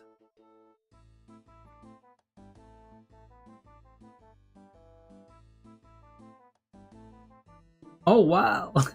Hey, Kazaa, I got Bloodvelds. Yes. Hey, they don't have to tell me twice. Oh, hey, you gotta fight some Bloodvelds, Swift. Oh, cool. Alright. Sign me up. Where do I sign up? You know?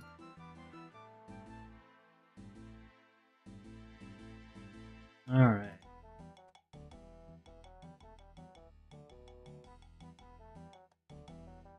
And I know we just fought them kinda, so you know the usual kind of what I'm gonna do, but get your prayer potions, your divines, all that good stuff.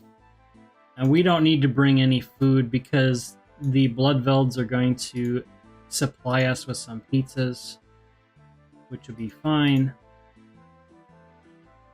They will support our efforts, our training methods, right? So all we got to do is just go back like deja vu. We're going to be right here fighting some Bloodvelds. And it's just like we never left, right? You know? And we can continue on with getting some XP to get some levels here. And yes, I did bring my defender. I remembered this time, chat.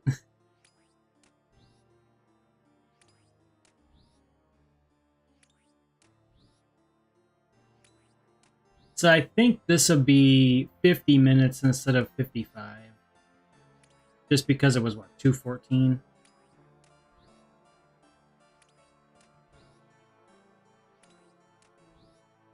Basically, while we're on this task, we got a little bit of an extra incentive right now. We are gonna see if we get anything from the GE, because if I get that notification, we got to go right away. Like, there's no waiting on that, because it's time. It's time sensitive, because the price could change minute by minute, right?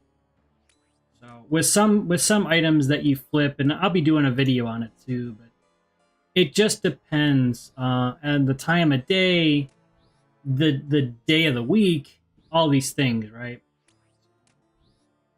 I'm just still trying to get a gauge of some items, like what's a good time to buy and sell and all that. Yeah, some great tasks tonight, right? Yeah. Yeah, back pretty much 2 out of 3 have been blood velds, which I will take that. Because we know we're gonna get 27 or so thousand Slayer XP. Just gotta battle for what, 50-55 minutes. And then like 100 something thousand attack XP. You know what I mean? So it's really not that bad.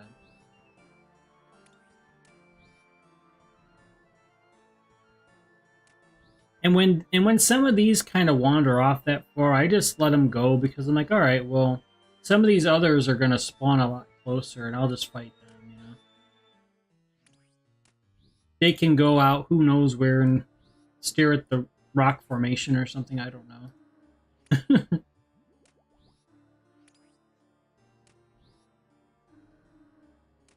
I don't think blood velds have eyes, do they? They just have like a tongue, or what?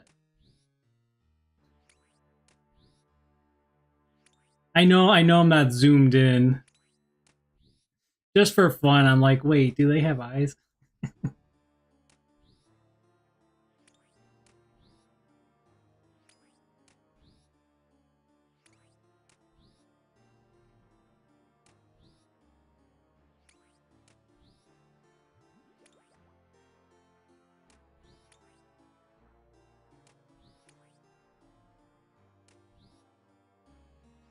This has been my method to just balancing out my combat stats.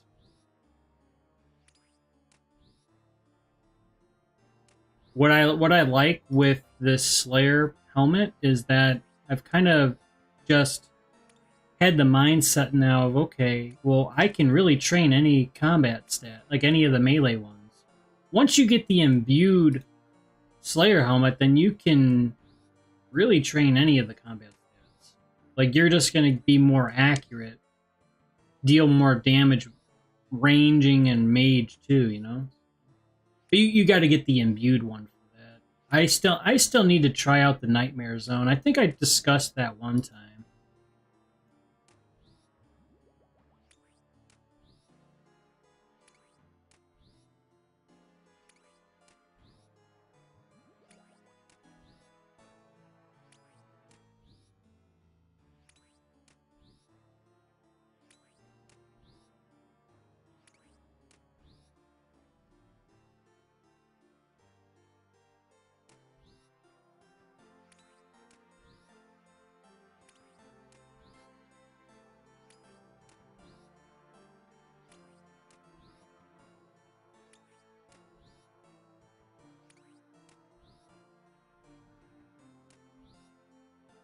Oh, hey, we got a pizza.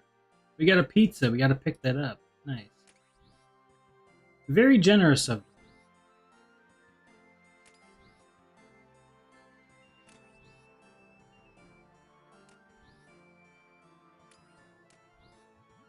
They didn't want us to be hungry while we are fighting them. Very considerate. Much appreciated.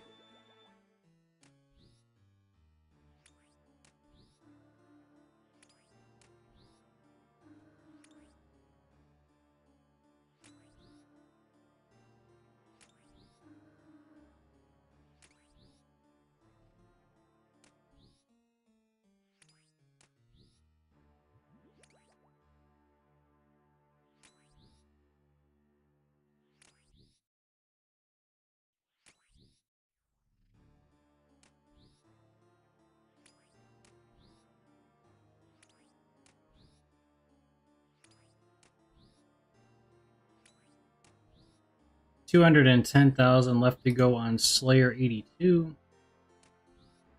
That's probably about 8 hours or so away. That's definitely not a today thing. It may not even be a tomorrow thing, but maybe by the end of the weekend, possibly. Possibly. I'd have to be getting pretty good tasks consistently, though, really. Sometimes you get tasks that really don't yield that much XP. And we are just getting pizzas left and right today. Nice.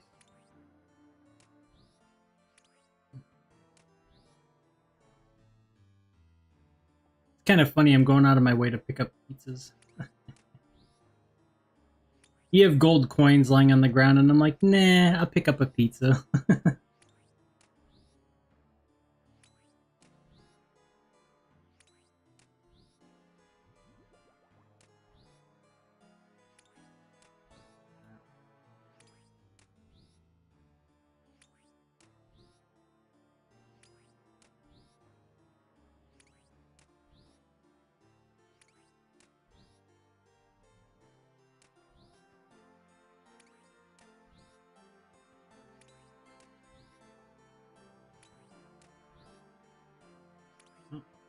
Thought I got that one. Whoops.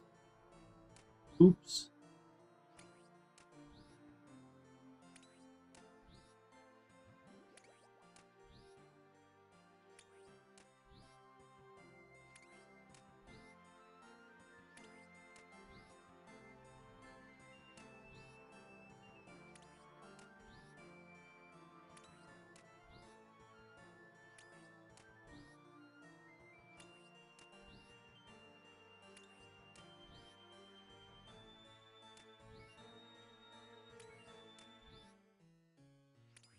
And if you are on this task and you find that someone's already in this spot, I mean, this area over here to the right isn't so bad either for uh, the way that they spawn. Like the spawns are still pretty good. You're a little bit further away from the entrance, but it's not bad. Sometimes I've run into that, but today's been kind of nice with that. We've been able to just train here without any problems, you know.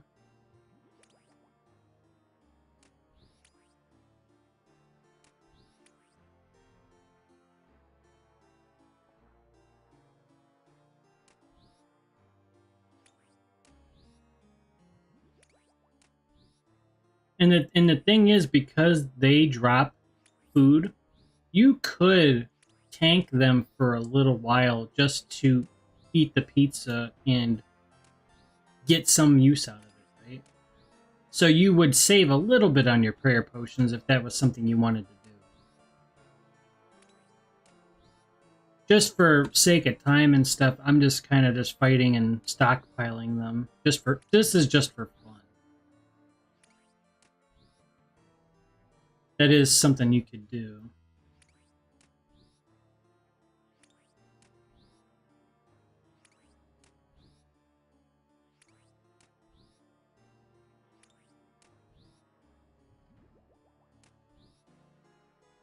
Back-to-back mithril square shields, you know? It's interesting how the drops happen sometimes.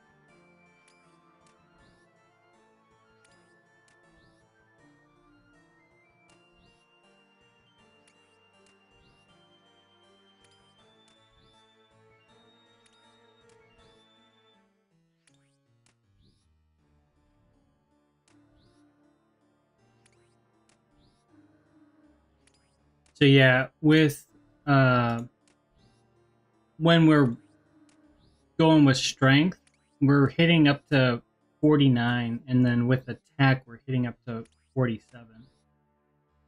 So now the strength is at a point where it is a 2 max hit difference. For the longest time, it was basically 1 for me, which was kind of wasn't the biggest deal, but you know, now that it's 2, you do notice it a little bit more.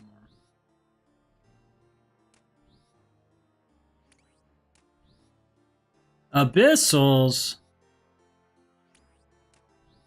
we are getting there, but we're not there yet, brother. That's one of my goal. That's my next Slayer goal would be to get to 85. We're working on it.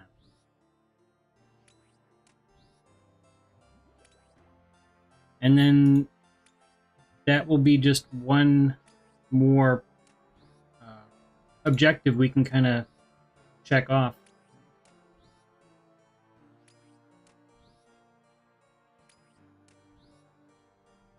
That'll be a little while though, but I know a couple days we'll probably get to 82, which is gonna be great. Just trying to get the XP where you can. And honestly, what I was thinking too, Slayer would be a good skill where if you did like an achievement diary, like an elite diary, and you complete it, you get the 50,000 XP lamp. Slayer would be a good one to choose, I would think. Like 50k and you just drop it on Slayer, you know? I mean, rune crafting or agility would probably be pretty good too, but Slayer would probably be one of the best.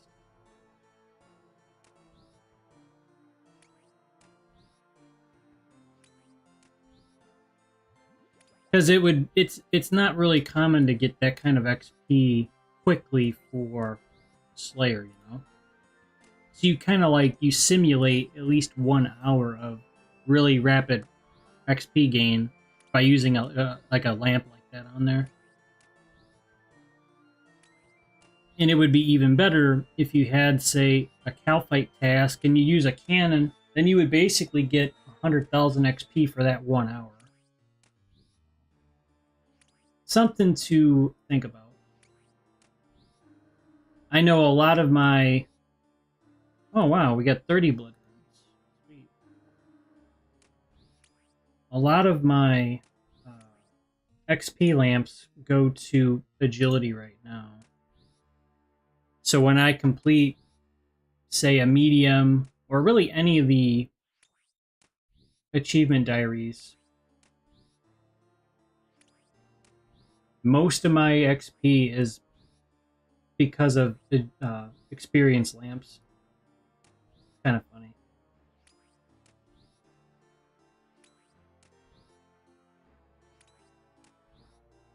I've considered doing that with thieving, but I'm probably missing something when it comes to training thieving. Because I've seen a fair amount of players that have like 60, 70 thieving, and I'm like, yeah, there's something I'm probably not doing that they're doing. You know what I mean? It just, I don't know, you know?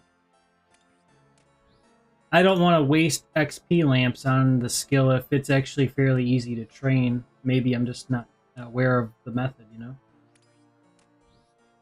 I would prefer to save those lamps for agility or Slayer, you know what I mean? Even Hunter, you know, preferably. I mean, I do a fair amount of birdhouse runs for Hunter, but I'm just saying, to get to another level really quick. Yeah, thieving speeds up a lot. I know after a certain level it does, but it's just that, like, getting to that level is a bit of a grind, you know?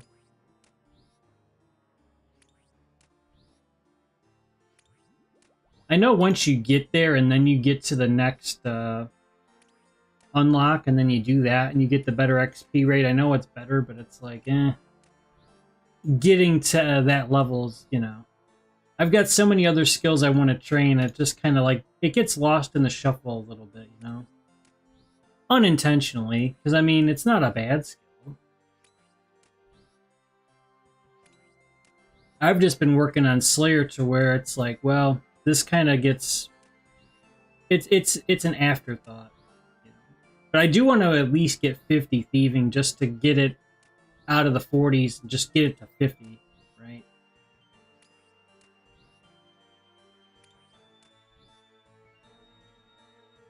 It's one that I often forgot about too. Oh yeah.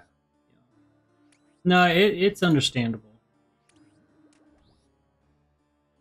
Yeah, between thieving and rune crafting, you can see that those are my lowest two skills.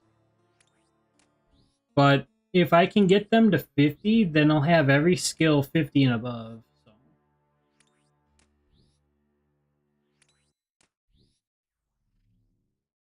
You saw what I did for the other stream, I think. But yeah, I just waited until I had my the Tears of Guthix ready to go, and then I just trained rune crafting that way. You know what I mean? I'm gonna be honest about that. Like, hey, yeah, Tears of Guthix, let's use that for runecraft. You know, like why not? Why not? I know that that speeds up a little bit more too, but at the early levels, I think rune crafting is the most difficult in the game. Like early levels. It's pretty much that in agility, I would think, right? I mean, you know. There's only so many air runes and water runes I can make before I'm like, all right, I'm barely getting any XP for this. You know.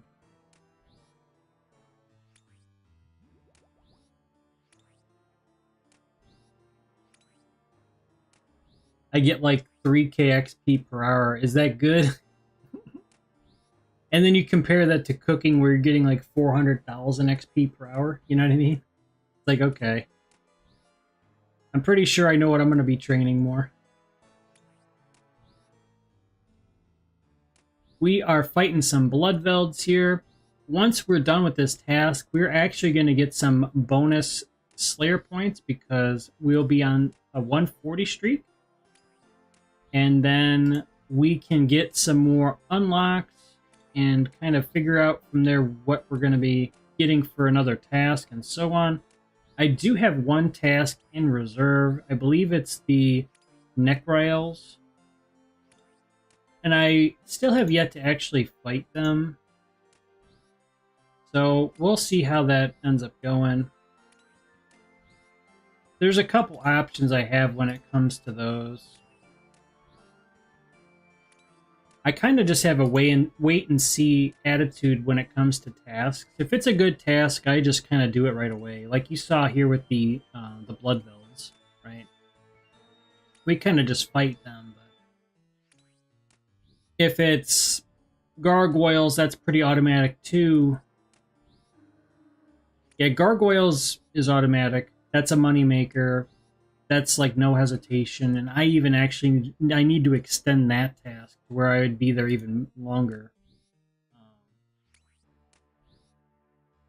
Sooner than later, I'm probably going to unlock the like a boss one too.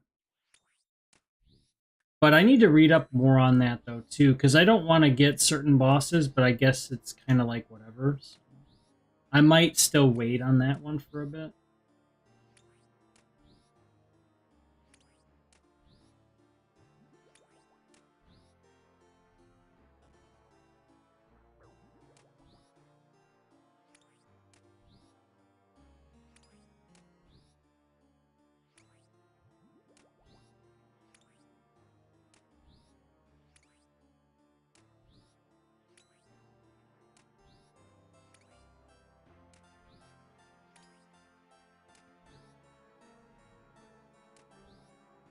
Hey, we got another meat pizza. How nice of them.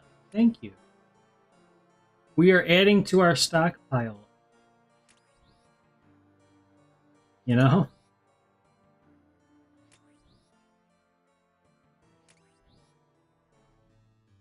That's why I was like, oh yeah, I don't need to bring any food because they'll give me food. Oh, here you go.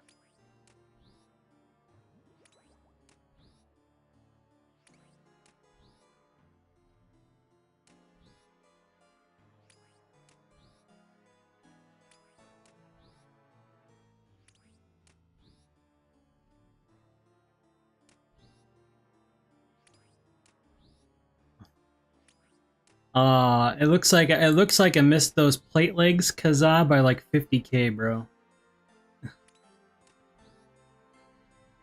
50k.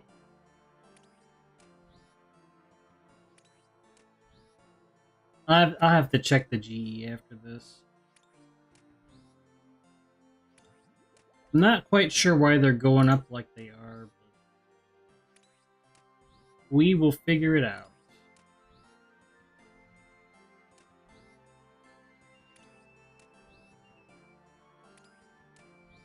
We are about 40% of the way done with this task, so we're getting there. Just takes a little bit of time, but the good thing with the Bloodveld task, like I was saying, is you get a fair amount of combat XP and basically, well, pretty much a lot of XP everywhere, but especially pretty decent for Slayer as well. So I would highly recommend Bloodvelds as a task. And like Kazaa had mentioned, you can do the one quest, was it Sins of the Father, and you can fight them in a multi-combat area. Just bring the cannon, probably 1,000, 1,500 or so cannonballs, and just work on your ranged as well. If I get a task where I get to use the cannon, I will get to 63 ranged. So at least there's that too. I'm so close, you know what I mean? I've even just thought, I'm like, okay, well, I'm so close to getting a level. Maybe I should just get the old the bow out and just get it real quick. But no, I mean, it's whatever, you know. We'll get there. We'll get it.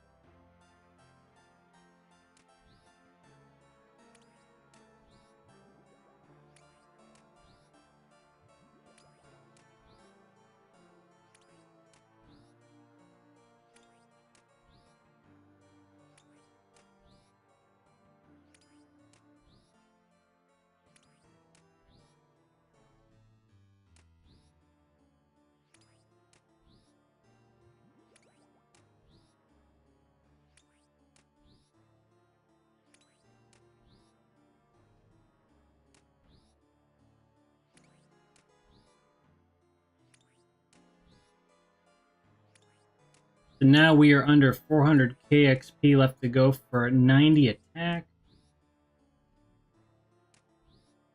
Once I see for every 100,000, I just go down an extra number, even if it's just by a few thousand. It kind of helps keep me motivated to keep training it because I'm like, okay, it's not so bad now, you know? When you see that you're like 500 something thousand away, I mean, that is a bit daunting, right? To get 91 strength is going to take me 5 hours. That's not going to be a 5-minute thing. Whereas attack will take me less than 4 hours to get another level, right? So that is kind of why I go between the levels too, because of my time being spent on one skill, basically. I'm trying to make it as try to lessen that constant grind, like the perception of it. It kind of helps me train more, you know, because then I can kind of block it out and go, okay, it's not so bad. 4 hours is better than 5, you know, even though 4 hours is still a fair amount of time for something.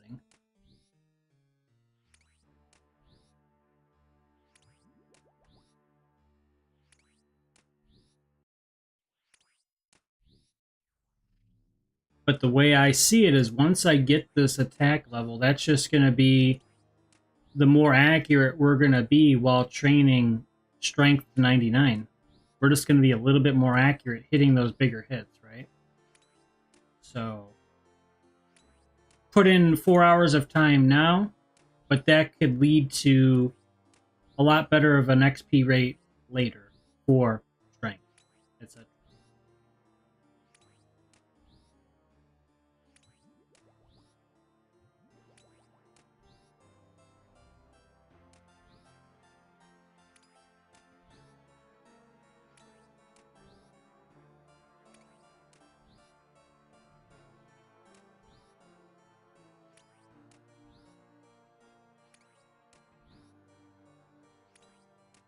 Hey, what's going on, Zezima? Hey, I remember you. Hey, how you been? Welcome back. You've seen some streams before, and fun to watch. Hey, thank you so much. That's good to know. I definitely try. Each stream I tried to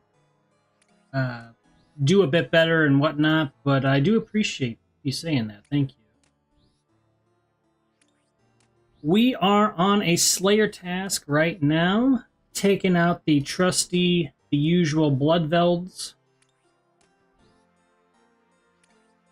And we are just under halfway through now, so not too much longer till we are done, and then we are going to get a bonus because we're on another 10 streak.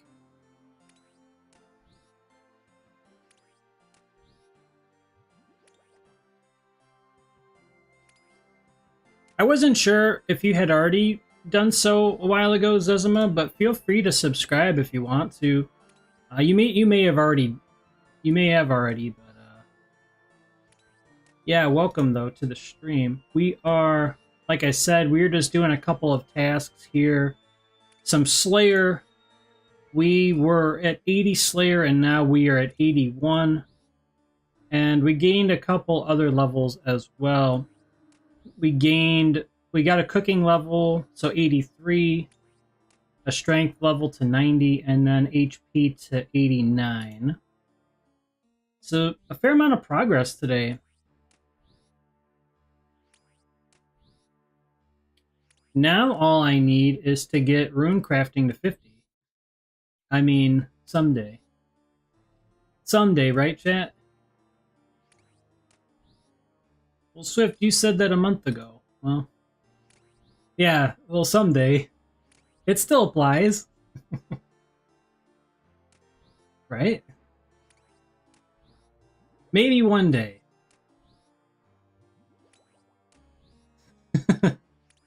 Right? Hey, I'm just being honest. Now, if I'm able to play that mini game that was it the Guardians of the Rift or whatever it's called, like the mini game for Runecraft.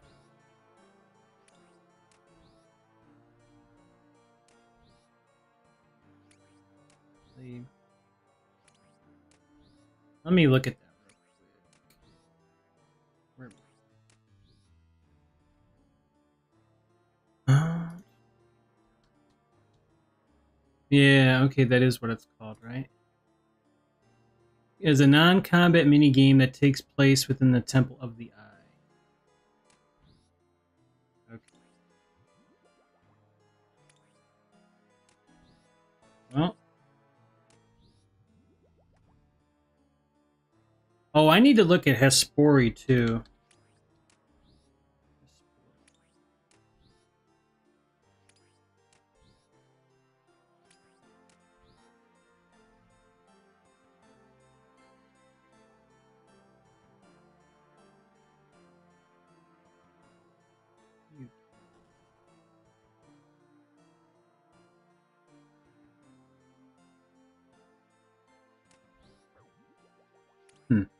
I'll have to check that out too.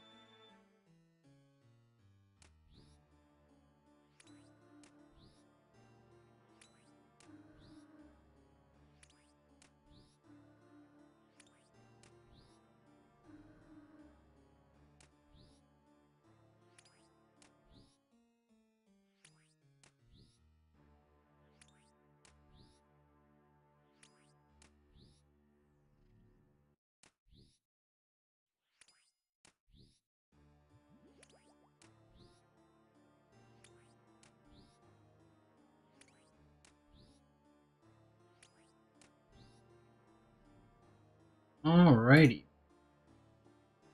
We would have got a hard clue scroll. So yeah, you can get clue scrolls from these two, similar to probably the Hellhounds. You should add me. Okay, hey, yeah, no, I got you, Zezima. Yeah, that'd be cool. Alright. So you do play Old School then, right? Or yeah. Yeah, I mean, this has been a pretty good game. Like, again, I've been back to playing this for 2 months now, but I do remember why I played RuneScape. There's a lot to do, and they really haven't deviated from the old school. You know what I mean? Like, it's still pretty much the same. I mean, there's things that have changed, or there's things that they've added over the years. You know, and that's probably one of these days we'll try some raids or something too. I'd be down to work towards that as long as I can fight the enemies, because some of them, if they use like a special attack that's got like flashy animation, I don't think I could fight it. But I would like to do raids or something. You know, at least the God Wars dungeon. I would at least like to try to fight those generals too.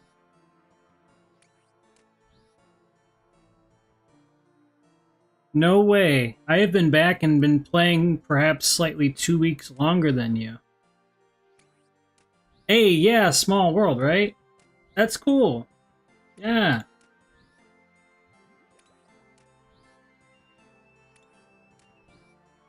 Yeah, I mean, just taking it one day at a time. There are some skills that I'm going to be trying to work on, and there are other skills where I'm kind of surprised with where I'm at, like farming. I wasn't much for farming, but I'm almost halfway to 99. It's like, what? You know? I just do the farm runs every day, and I just remember to do it, and they are costly, but I just try to make the gold from, you know, tasks and stuff, and you know, flipping at the GE to where that kind of pays for the training and all that.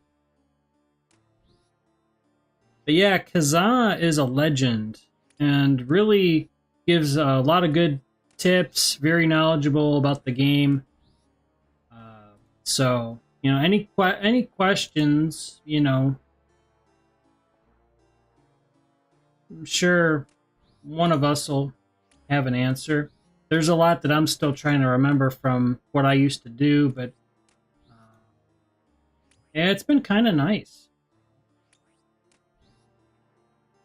Fletching is a good way to make some cash. I'd say my fletching level's respectable, right? 76. It's not bad. You can make, so yeah, with fletching, you could make a couple of different items. I'm sure you probably know.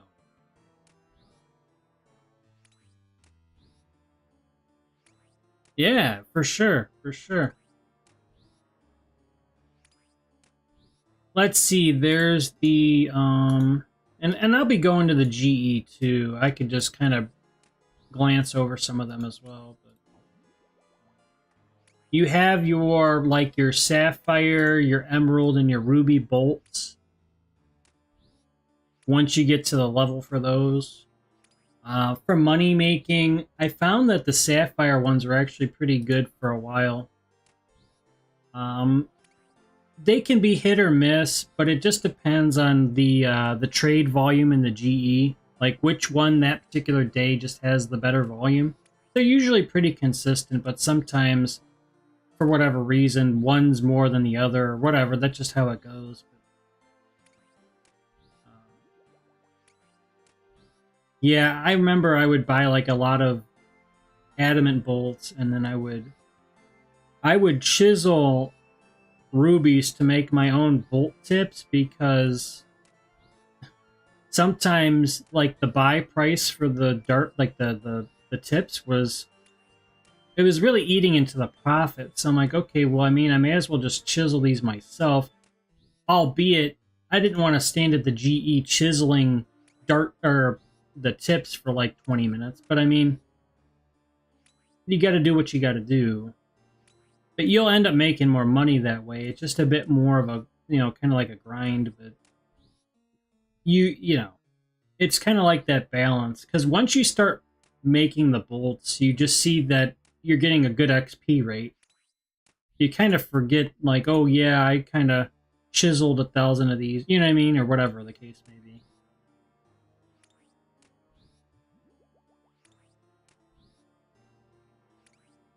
But yeah, I was fletching for a little while there. I do need to get back to that, and at least, I mean, I could pick up another level or something at the very minimum just to kind of get some XP for that skill again. There are a few skills here where I'm like kind of close to getting a level if I would just kind of take a bit of the time and do it, Like ranged is really close. That's an easy 63. I mean, thieving isn't that bad, I guess. I just can't take from the same T stall 10,000 times. You know what I mean? I got to take a break from that at some point. I get it, but it's like, it's a bit too much of a grind for me. So I just kind of work on other skills, though. Yeah. That's all.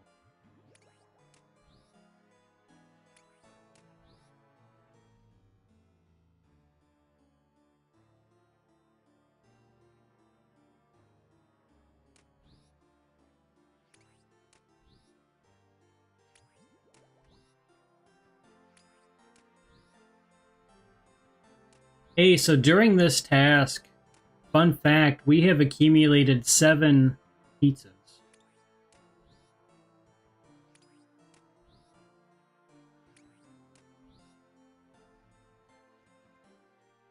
We have been getting pizzas and blood runes.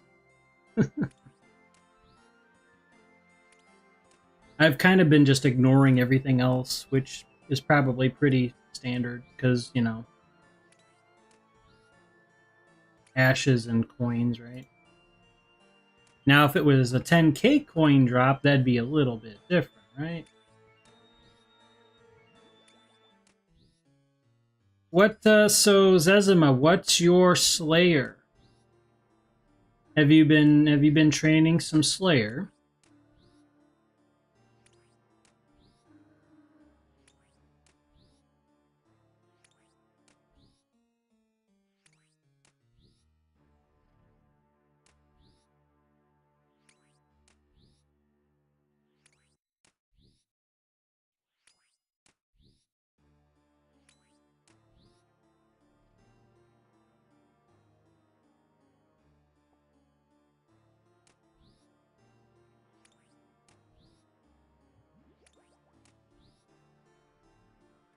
$33, and then not really. Just tried it out a bit to get a somewhat of a feel.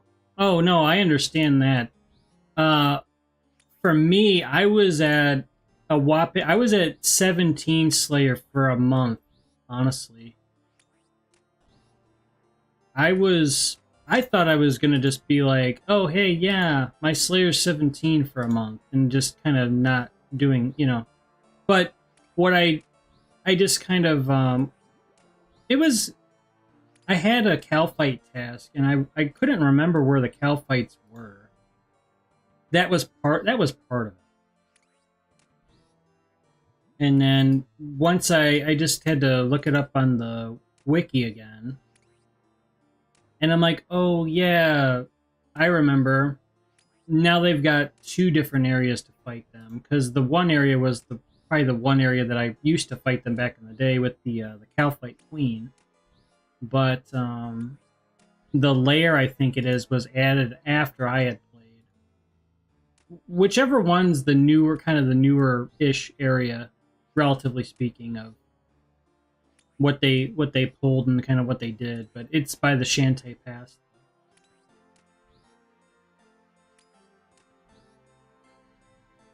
What's going on? What's up, Dream? How you doing? Welcome, welcome. Almost 86 on my pure 1 day 99. No promise. Oh, nice. Yeah, honestly, yeah, it's 86. That's pretty good. You have you fought in the abyssal demons? Have you got some whips or anything, or that'd be kind of cool, you know?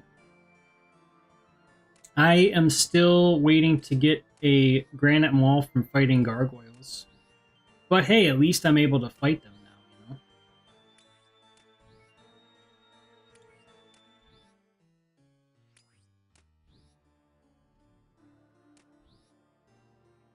Only 49 more to go, chat.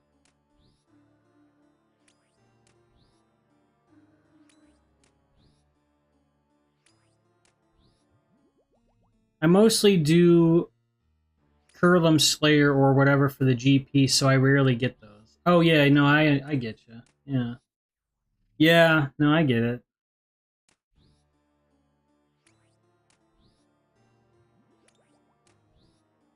"86 on a pure is impressive." I concur with that statement. Yes. I was thinking the same thing too. I was like, oh nice. Yeah. You got +3 there, Dream. +3 from the chat, you know? Hey, you never know, right?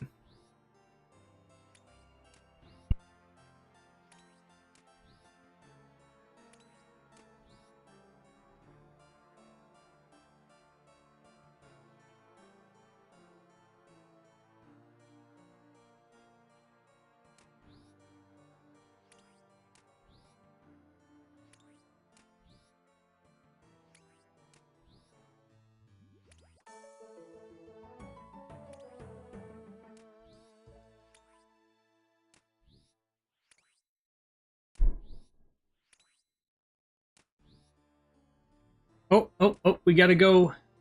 We gotta go. We're gonna go to the GE chat. Time to go. We're gonna get back to the Bloodvelds. They're probably grateful just to be shown some mercy.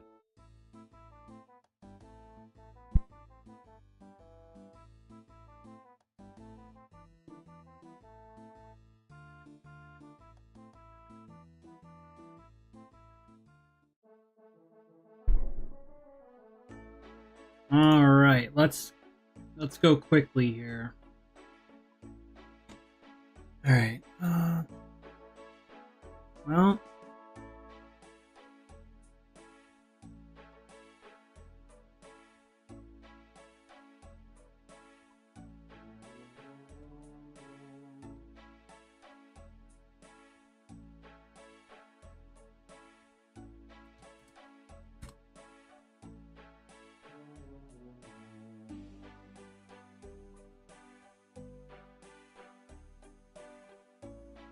Oh, nope.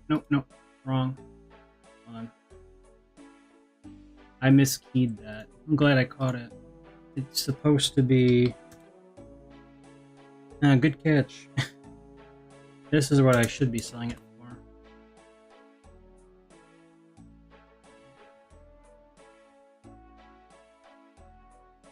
So yeah, they're going to take away 2.5 mil. So I think that's about a mil, right? Okay. Had to do that. And I don't know if that's going to sell. I'm kind of risking it right now. I hope it does. A brief pause, and then now we are going to go back to the task.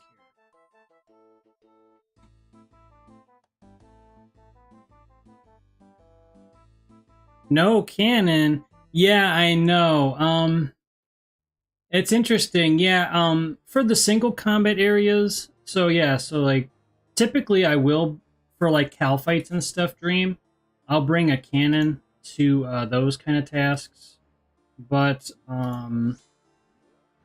for the Bloodvelds, I kind of just chill a bit with these, and I kind of just solo queue them. Like I just, I'll just melee.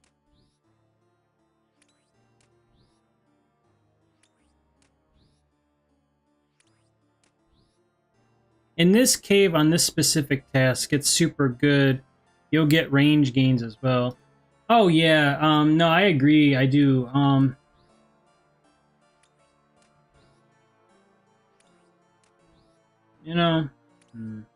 Well, you've convinced me just because I do see that I'm so close to 63. So yeah, let's do that. The only thing is, the only thing for me at times is when there's a lot going on the screen. It may not seem like a lot with a cannon, but I do get a bit distracted when I use the cannon. So sometimes it is just kind of one of those things for me. But that's a great suggestion, though. So for anybody that gets a Bloodveld task, even if it's a single combat, right? If it's not multi, you can still bring the cannon with you. Or for Hellhounds or any of them, especially here, like Dream was saying. I've just gotten so used to fighting them with melee exclusively. But you can bring a cannon here. I'll show you. Just kind of set it up.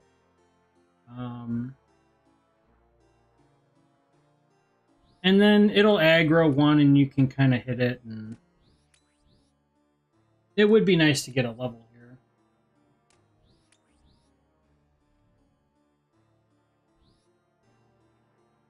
Unless GP is a concern, then I get it. No, I would like to train ranged where I can, actually. I mean, I thought I had my prayer on. Thought I had my prayer on. Yeah, it's more of, you know how they've used the word accessibility lately for some of the polls, like with the snow effect somewhere. I can't remember where they talked about, but like certain things in this game I can't actually do because of health reasons. It's just something from some games like Diablo 3. If you've heard of Diablo 3, have kind of had like a lingering effect where there's just certain color patterns and certain things that I have a hard time with now. Not saying that the cannon does that. What the cannon does, it's because it's constantly rotating, right? I'm seeing the motion, and it's not motion sick. I don't know how to explain it.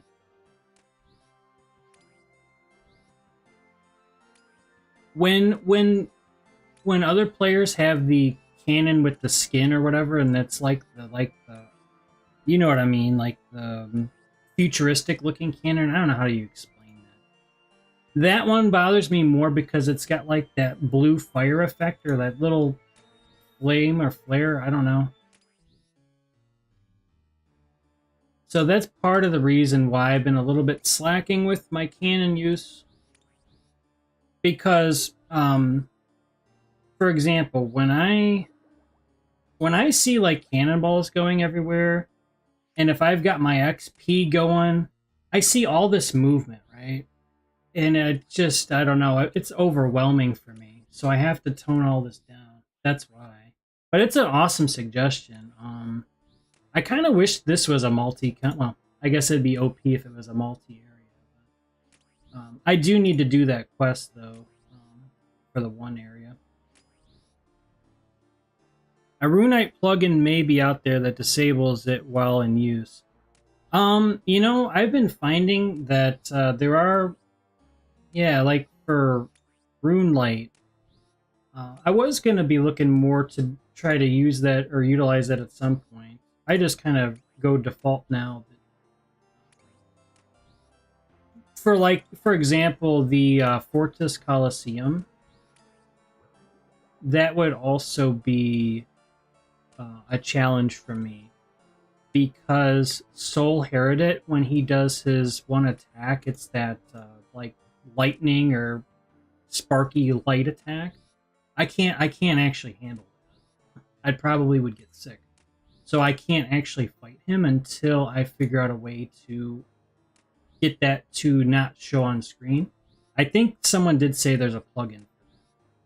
So those are, I'm kind of in the 1% where it's just kind of like, oh, really? You know, like, and it's kind of like, well, yeah. And I don't know what you say about that. I mean, I'm not saying that they change anything for me, but I would just like to fight the bosses. You know, that's.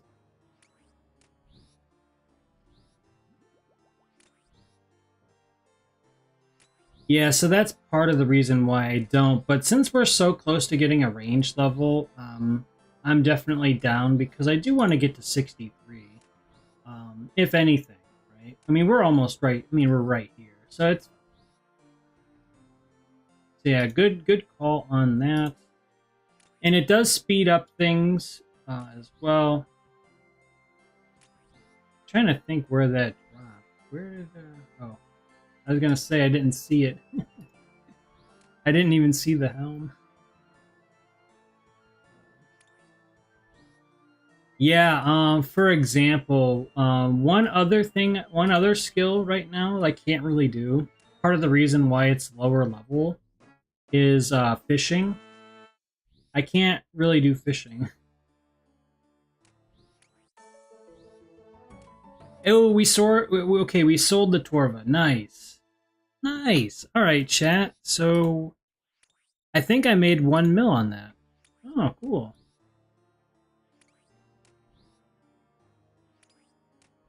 Hey, you know, tips and tricks. You know? I know for the most part I kind of go through the Slayer tasks, but I have a lot of experience with flipping and GE stuff over the years too. So if anyone has any questions or suggestions on that too, feel free to share or ask, you know. More than happy to go over any suggestions I might have as well for you. There's a lot that I've found out over the years. Maybe it'll help, maybe it won't, but you know, we'll try.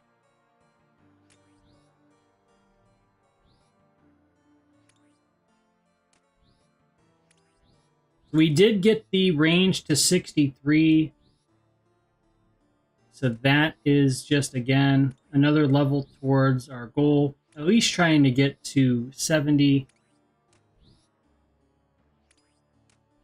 What items do you like to flip? I usually like raw food, ores, bars, and logs.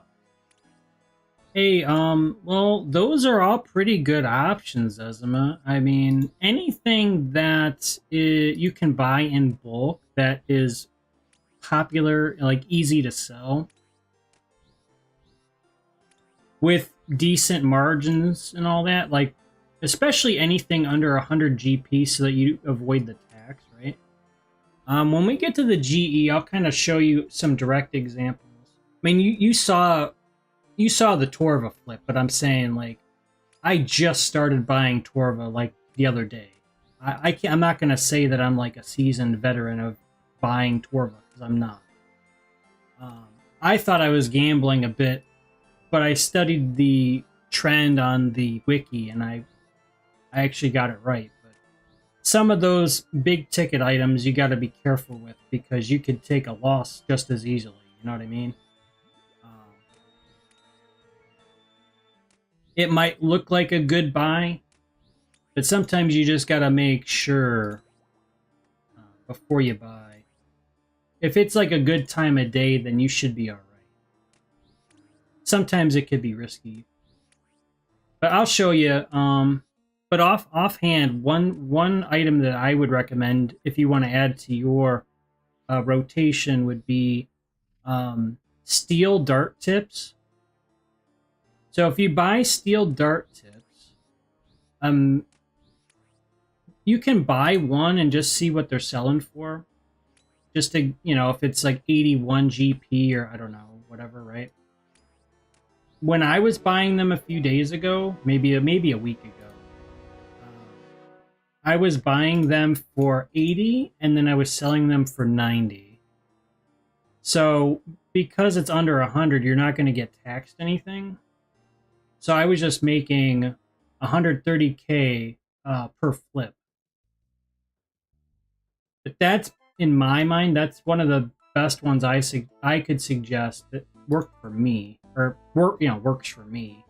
Some days you gotta watch though, because I don't know why, but the price goes like crazy high on them for some reason. Like it'll go like to 150 out of nowhere, like unprovoked. Like I don't know what causes that.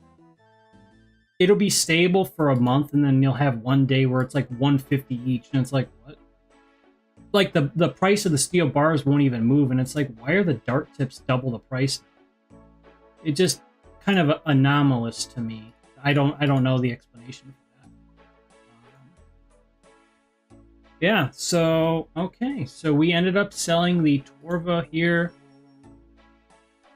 and I made a mil on the flip. You can see there. This is after tax, so I have to be careful. I actually almost would have sold them for a 2.5 mil loss. I had to catch that. You guys saw I caught my mistake. You got to be careful with some of these big ticket items. It is easy when you're kind of going through it a bit quicker to miskey a number. Like I mean, I've done that. Just maybe being a bit hasty at times. Okay, so let's run it. Let me. What do I want to?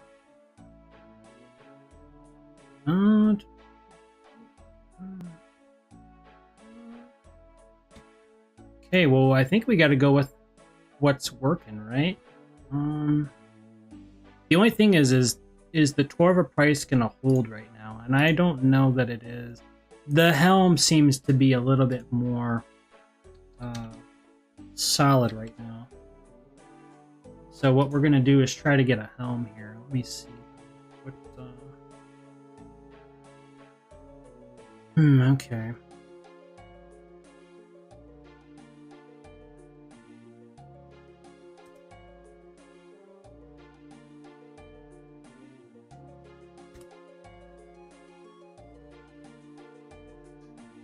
All right, so we're gonna wait on that. But other examples, so let me get back to chat here. Okay, so other examples, like I was telling you, you could go, so steel dart tips, right? So right now they're 99, and I could bring up the wiki and look at it. Let me do that. One second. So let's just go over a couple.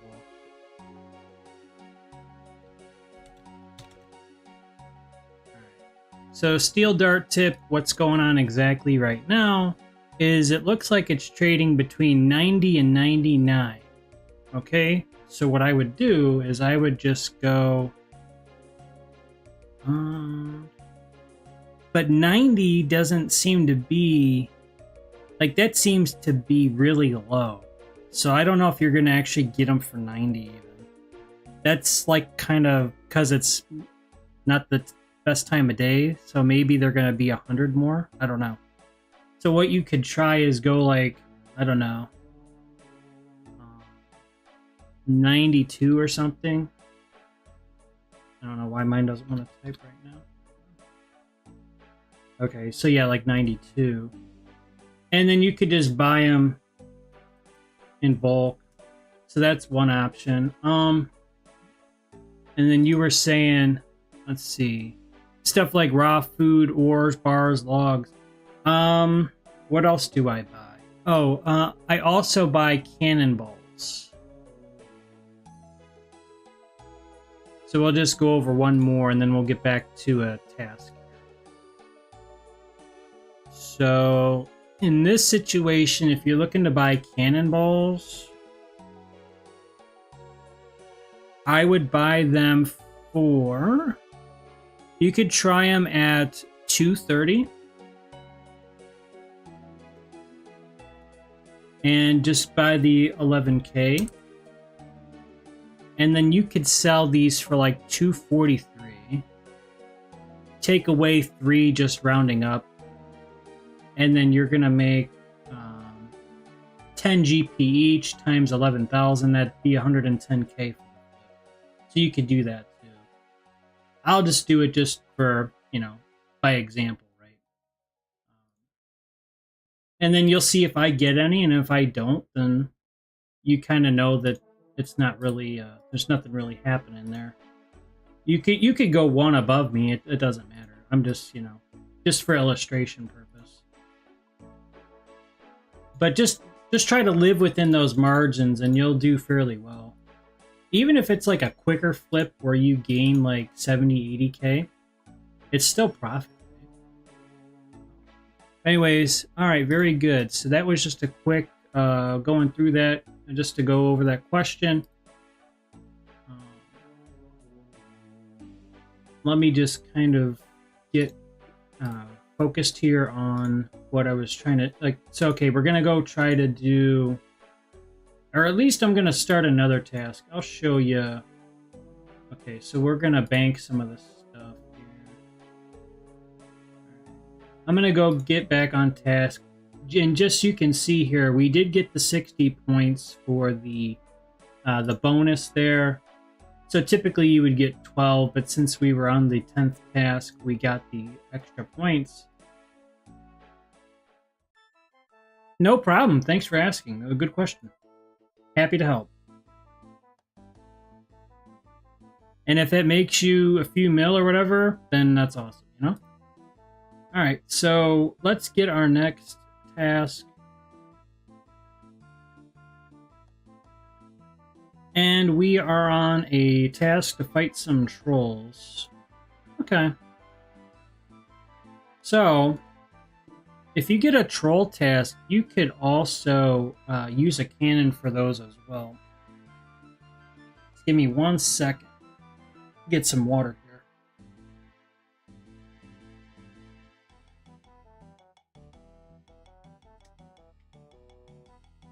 All right. Okay, so we will actually be using the cannon again. Dream, if you're still there in the chat. Yeah, so like for a troll task and for a cow fight task, I will tend to bring a cannon on those ones. Yeah, because the troll, that task will actually yield a pretty good XP rate. So just need a quick second here. We won't even need to bring that much prayer, to be honest with you. I just bring enough by habit, but we'll get the cannon back out going here, and I don't know, I might need 2K cannonballs. Maybe that's too much, but I'd rather have more than less, right? You don't need food, but just, you know, I always bring some as a we're going to travel via fairy ring. So I always make sure to bring my drum and staff. And we're going to kind of go from there.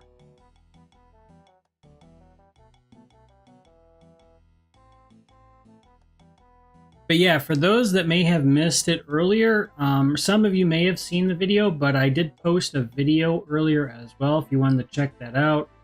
It was when I was fighting some steel dragons.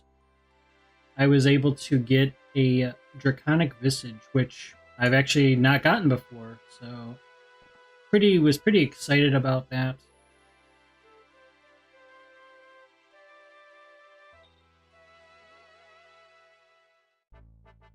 All right, we're gonna go to check out, or go to the.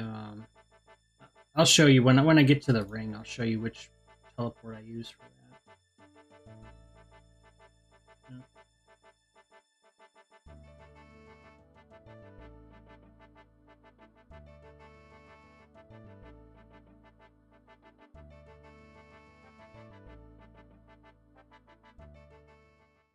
Yeah, thank you. Yeah, that I wasn't expecting that, but I mean, when I saw it, I knew right away.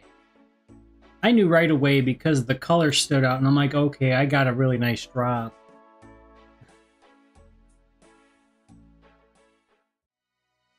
And I mean, over the years, I mean, I've taken out so many steel dragons. I would get like dragon plate legs and stuff, but never had gotten a visage before. All right, so where I usually go is I usually go for a troll task. If you want to go to a multi-combat, I go, so the code is BLS, and I go to the Cabos Lowlands. It's this Mount Kiddamortum. Kiddamortum, I think it's called. We're going to go there. We're going to travel there. And so from the fairy ring, you're going to go just a bit, like just a bit southwest. And then you're just going to go around this path a little bit. And then just, yeah, just a little bit further up here, right up here.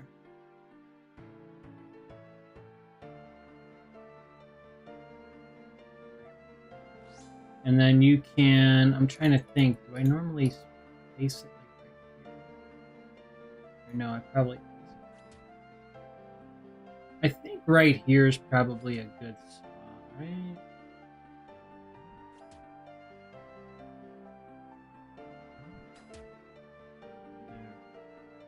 I guess we're about to find out if I placed it well.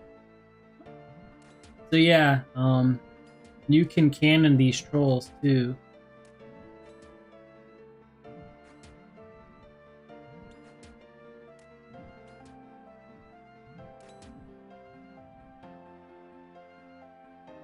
It's kind of a little awkward because they kind of stack on you, but well, maybe you have to kind of bob and weave a little bit and make a move. The cannon will just be blasting them, you know? So this is one way to really speed up a troll task if you get it. You just go here. This is what I've been doing. Because I know I've heard a fair amount of players, they skip this task or they block it or this or that, but these drop if you fought ogres, like the level 53 ogres, these kind of remind me of, like, with what they drop sometimes, some of the loot that you will get from fighting them. So for example, I got a Ranar seed, that's about 25k. I'm not saying you're gonna get like a mill for the task or anything like that, but sometimes you get these expensive seeds from taking these trolls out. So I mean, there could be worse tasks, but if you use a cannon here, I mean, it will speed things up. And that cannonball, did you see that kill? That was like a snipe. Like, that was way out there. That was in like no man's land. You see? That was a sniper kill. That's funny. But yeah, you could just do this, and I think the XP, I guess I'll just show the XP for one kill. Okay, yeah, it's 90 Slayer. So you get 90 Slayer for taking each one of these out. So it's gonna be similar to cow fights at the cow fight lair. The was it the warrior ones? It's gonna be slower because these don't quite group up the same way as the cow fights. The cow fights, I think, are like the best for that. These are more inclined to just really get up to the player and attack, and it's like multiple. The cow fights seem to be a little bit more spread out, like they're more like fanned out to where you can the cannon can hit multiple very consistently, you know what I mean?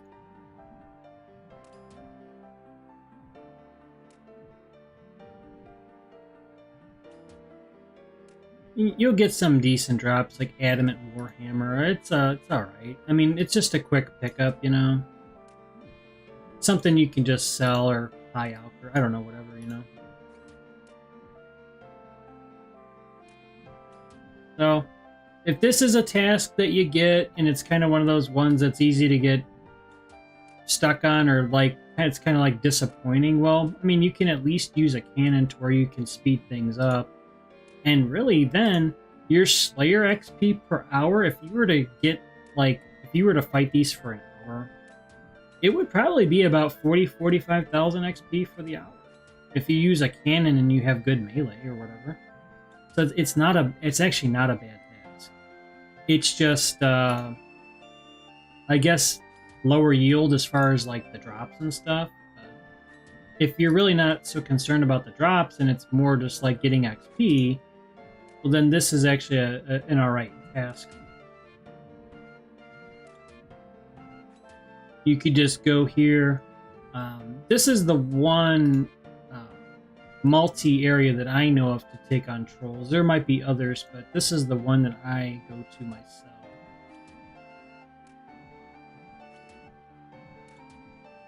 And really, I don't think I need to use Protect here, but when multiple enemies hit, like when a couple of these attack, sometimes they get some lucky hits in, so I mean, I still use Protect. These are pretty easy to fight, usually.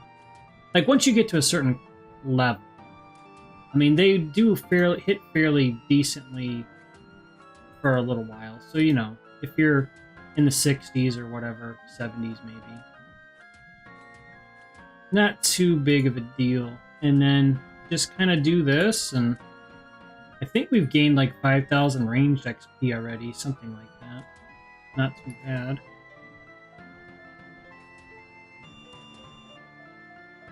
So probably like 6,000 or 7,000 in the session so far, which isn't, yeah, it's alright, you know. We gained a level today. I'm more than happy with that. See, for me, from my perspective, because my range is my lowest combat stat, essentially, you know, if I make any progress and just get a level, that's, I mean, that's, you know, that's good, right? I'll take it. Until I can get 70 plus, until I can get more of a rhythm for how I really want to train it going forward, I will take a level here and there for sure. Because again, like I've said, my main focus has been melee, with a little bit of mage and prayer, but I mean, you know, mostly melee.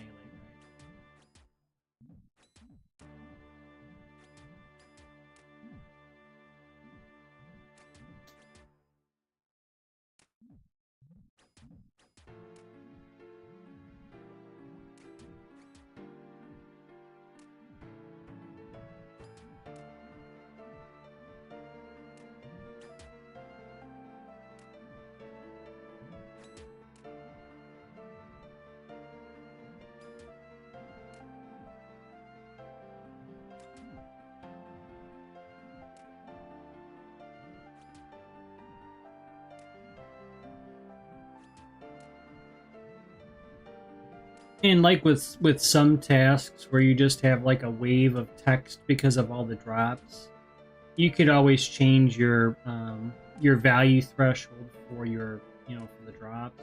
I mean to do that for the stream. Sometimes I forget it. So sorry if that's kind of like an eyesore or whatever. It's just with some of these tasks, it's just the way. I mean, I can move around a little bit to maybe mitigate that. It's just kind of like, oh, we got a Ranar. Nice. I'll take a Ranar. You know? Like I said, they're not going to be the best for drops, but you will get an occasional decent drop where it's just kind of like extra money, you know, some extra gold. You can just get a few potions or just, you know, something a little extra just on the side. It's not, yeah, it's whatever. I mean, I just remember when I was fighting the ogres, I seemed to get a fair amount of these Ranar seeds for whatever reason. I think the drop, like their drop percentage of them, it'll say 1 in whatever, but it just seems like you get them a lot more frequently than that. So I don't know. I mean, I think we're privy to, like, when they say something like this is the drop rate, like, I believe it. But I think sometimes it just seems like you get something more frequently than the percentage, you know? I don't know. I'll take it. I'm not complaining. It's just interesting that they seem to give a lot of Ranars, kind of like the ogres do. Like, you'll probably get 1 or 2 every hour. But that kind of makes up for a lot of these lackluster drops, like Steel Warhammer and stuff. It's not really the most expensive.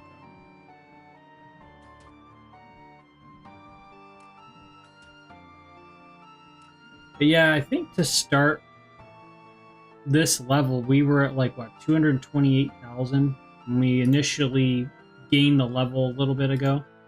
So we have gained a fair amount of Slayer XP too.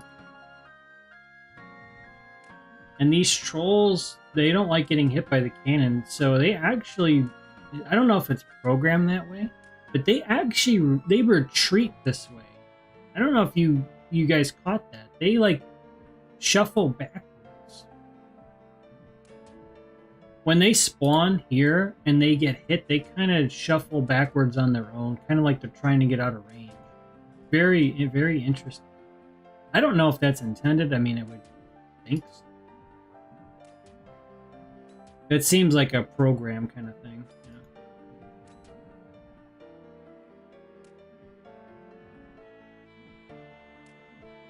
Yeah. Unless they're aggro to you, then they're going to come at you anyway.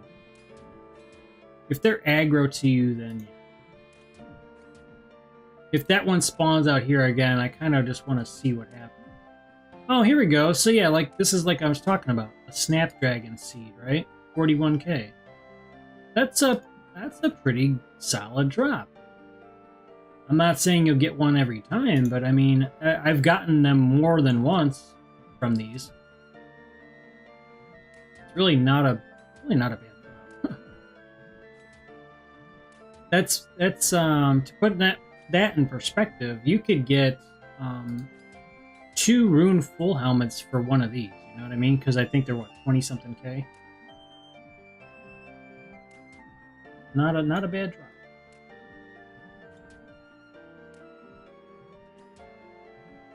I think we were at what, 135 of these or something. So we're halfway already with the done with the task.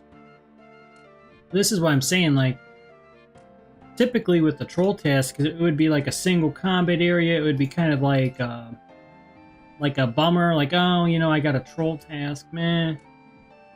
But I actually think this makes it kind of fun because it's like, well, they're all attacking you, but they're not really doing anything, and it's just like they're getting wiped out by the cannons.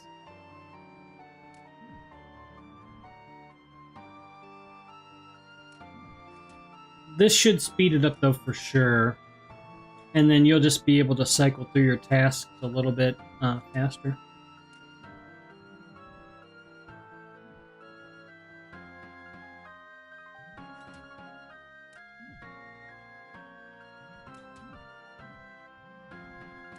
So yeah, it may be a bit hard to see what's going on here. Apologies for that. It's kind of like a one-off thing. You see how, yeah, they're like, oh, okay, maybe it's just like a pathing thing or something.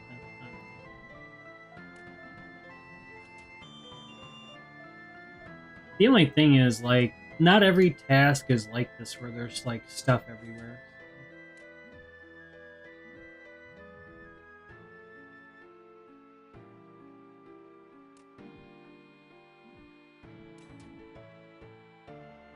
So yeah, you could go here to fight these trolls. At least try it once, see if that's, you know, a viable option, something just to change a bit of a change of pace once in a while.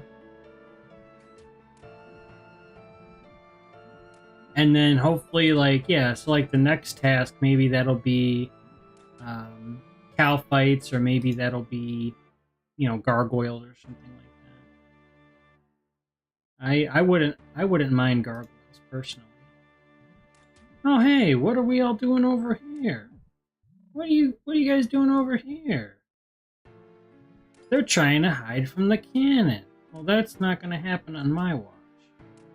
You know? That is not gonna happen. See?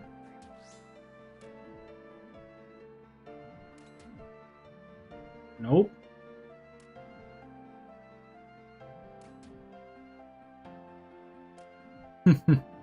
Yeah, there's like 2 of them chilling there, like, what?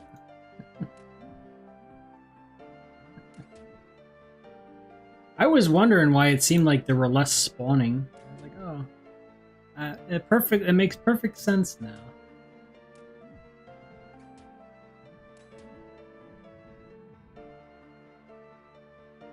Alright. We only have 44 more to go, so that's really not bad. I think we're taking out like 8 or 9 per minute, so it's only going to be just a couple more minutes here.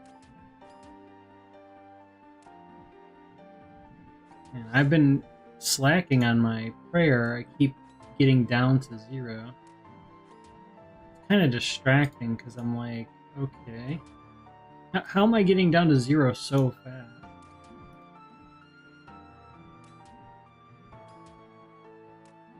But it is definitely a bit more noticeable, like the benefit of getting from 70 to 72 or whatever with the extra prayer I'm getting from the potions, right? I know it's +1 per dose. It may not seem like a lot, but it does add up. Like, it does add up, especially with all the potions I bring. It's basically like another 1.5 full like prayer, full up on prayer. It's just like it's like you went back to the altar 1.5 times during the fight from what you used to.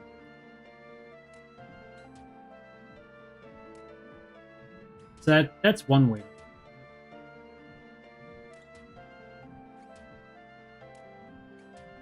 But yeah, so like so Zezima, in your example, like you had said, what, 33 Slayer?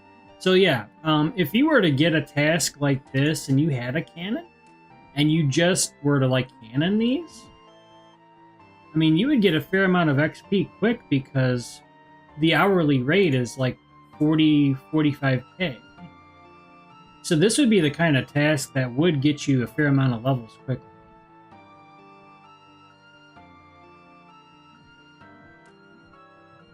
My first task on here was cow fights. I think I mentioned that earlier. I wasn't even sure where to go. I was like, okay, where are these cow fights? I totally forgot. You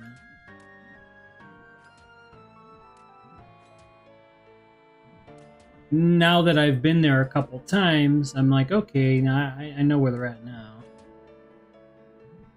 Sometimes with this game, it just seeing it a couple times where you're like, oh, okay, I get it. I see.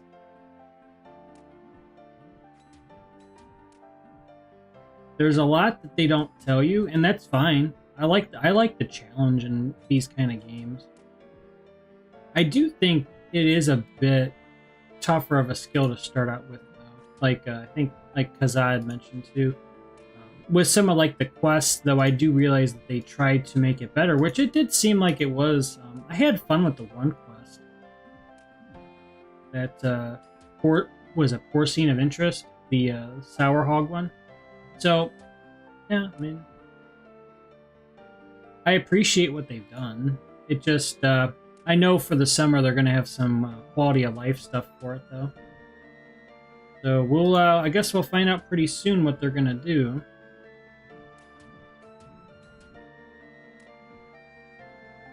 Yep.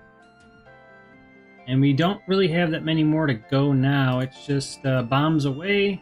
Got the cannon working on overdrive here. And then we're going to get the next task. I'm just going to see what the task is, right? We'll see what we get. As far as the task goes. See if we can finish off this troll that's trying to get out of the way. Not in my house, you know? Yeah, so I guess... It's tricky. I might have to move the cannon like a little bit more, well, for the future, maybe like more in the middle there. Because it's not really reaching the spawn, it looks like this part of the spawn. Yep. Keep forgetting about the prayer. It's easy to do when you're fighting a lot of these anyways. Alright. But we are wrapping up a task here. Got just about, what, 13 more to go? Pretty good. Pretty good session. I've been streaming for, what, 3 hours now? Crazy. Time flies. It's been a fun stream, everybody. It's good to see all of you. Thanks for the suggestions in chat and everything. Good discussions there. Yeah, I mean, I know we covered some money-making stuff too, or like stuff with the GE. So hope that helps out. Definitely make some profit and kind of just move it forward, you know?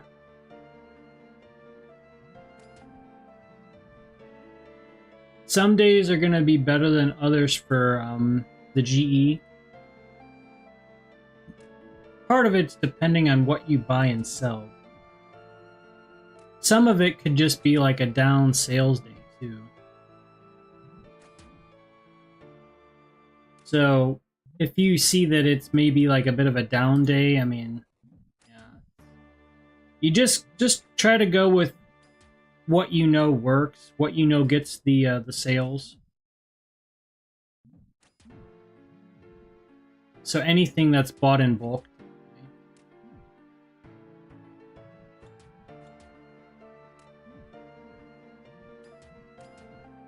During some of like the best days, when I was starting out, I was working on my crafting and I was making Jade Amulet U's.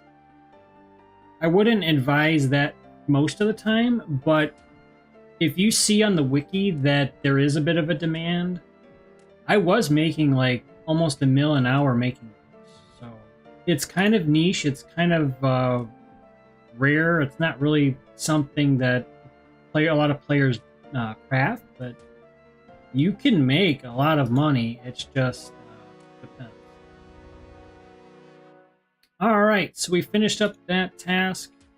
Let's get out of here and go to get the next one. And I'm gonna check the GE real quick. Let me see. I actually don't think anything happened, but maybe it.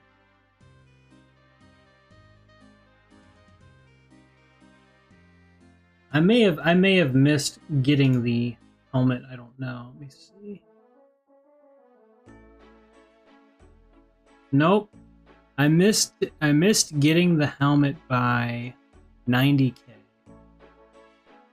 Oh darn.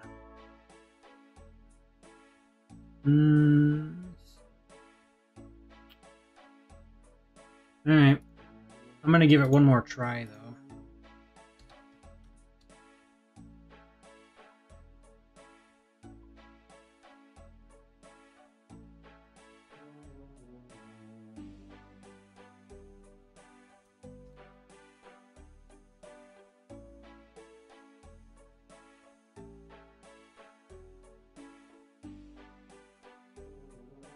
Alright. Okay. Alright, let's go ahead. I'm going to go get the next task just to see what it is, and we'll kind of go from there. Let me just deposit a lot of the stuff, you know, just to kind of get my bearings and just kind of figure what I'm trying to do here for another moment and kind of resume here.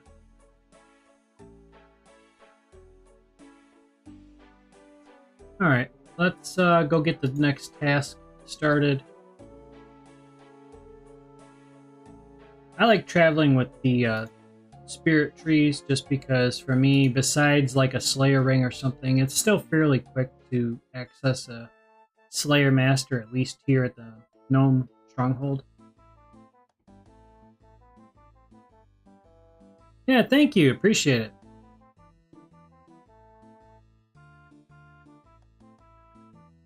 Hey, remember, Chad? I was saying, I was like, oh yeah, I'd like to fight some gargoyles. Wouldn't that be great?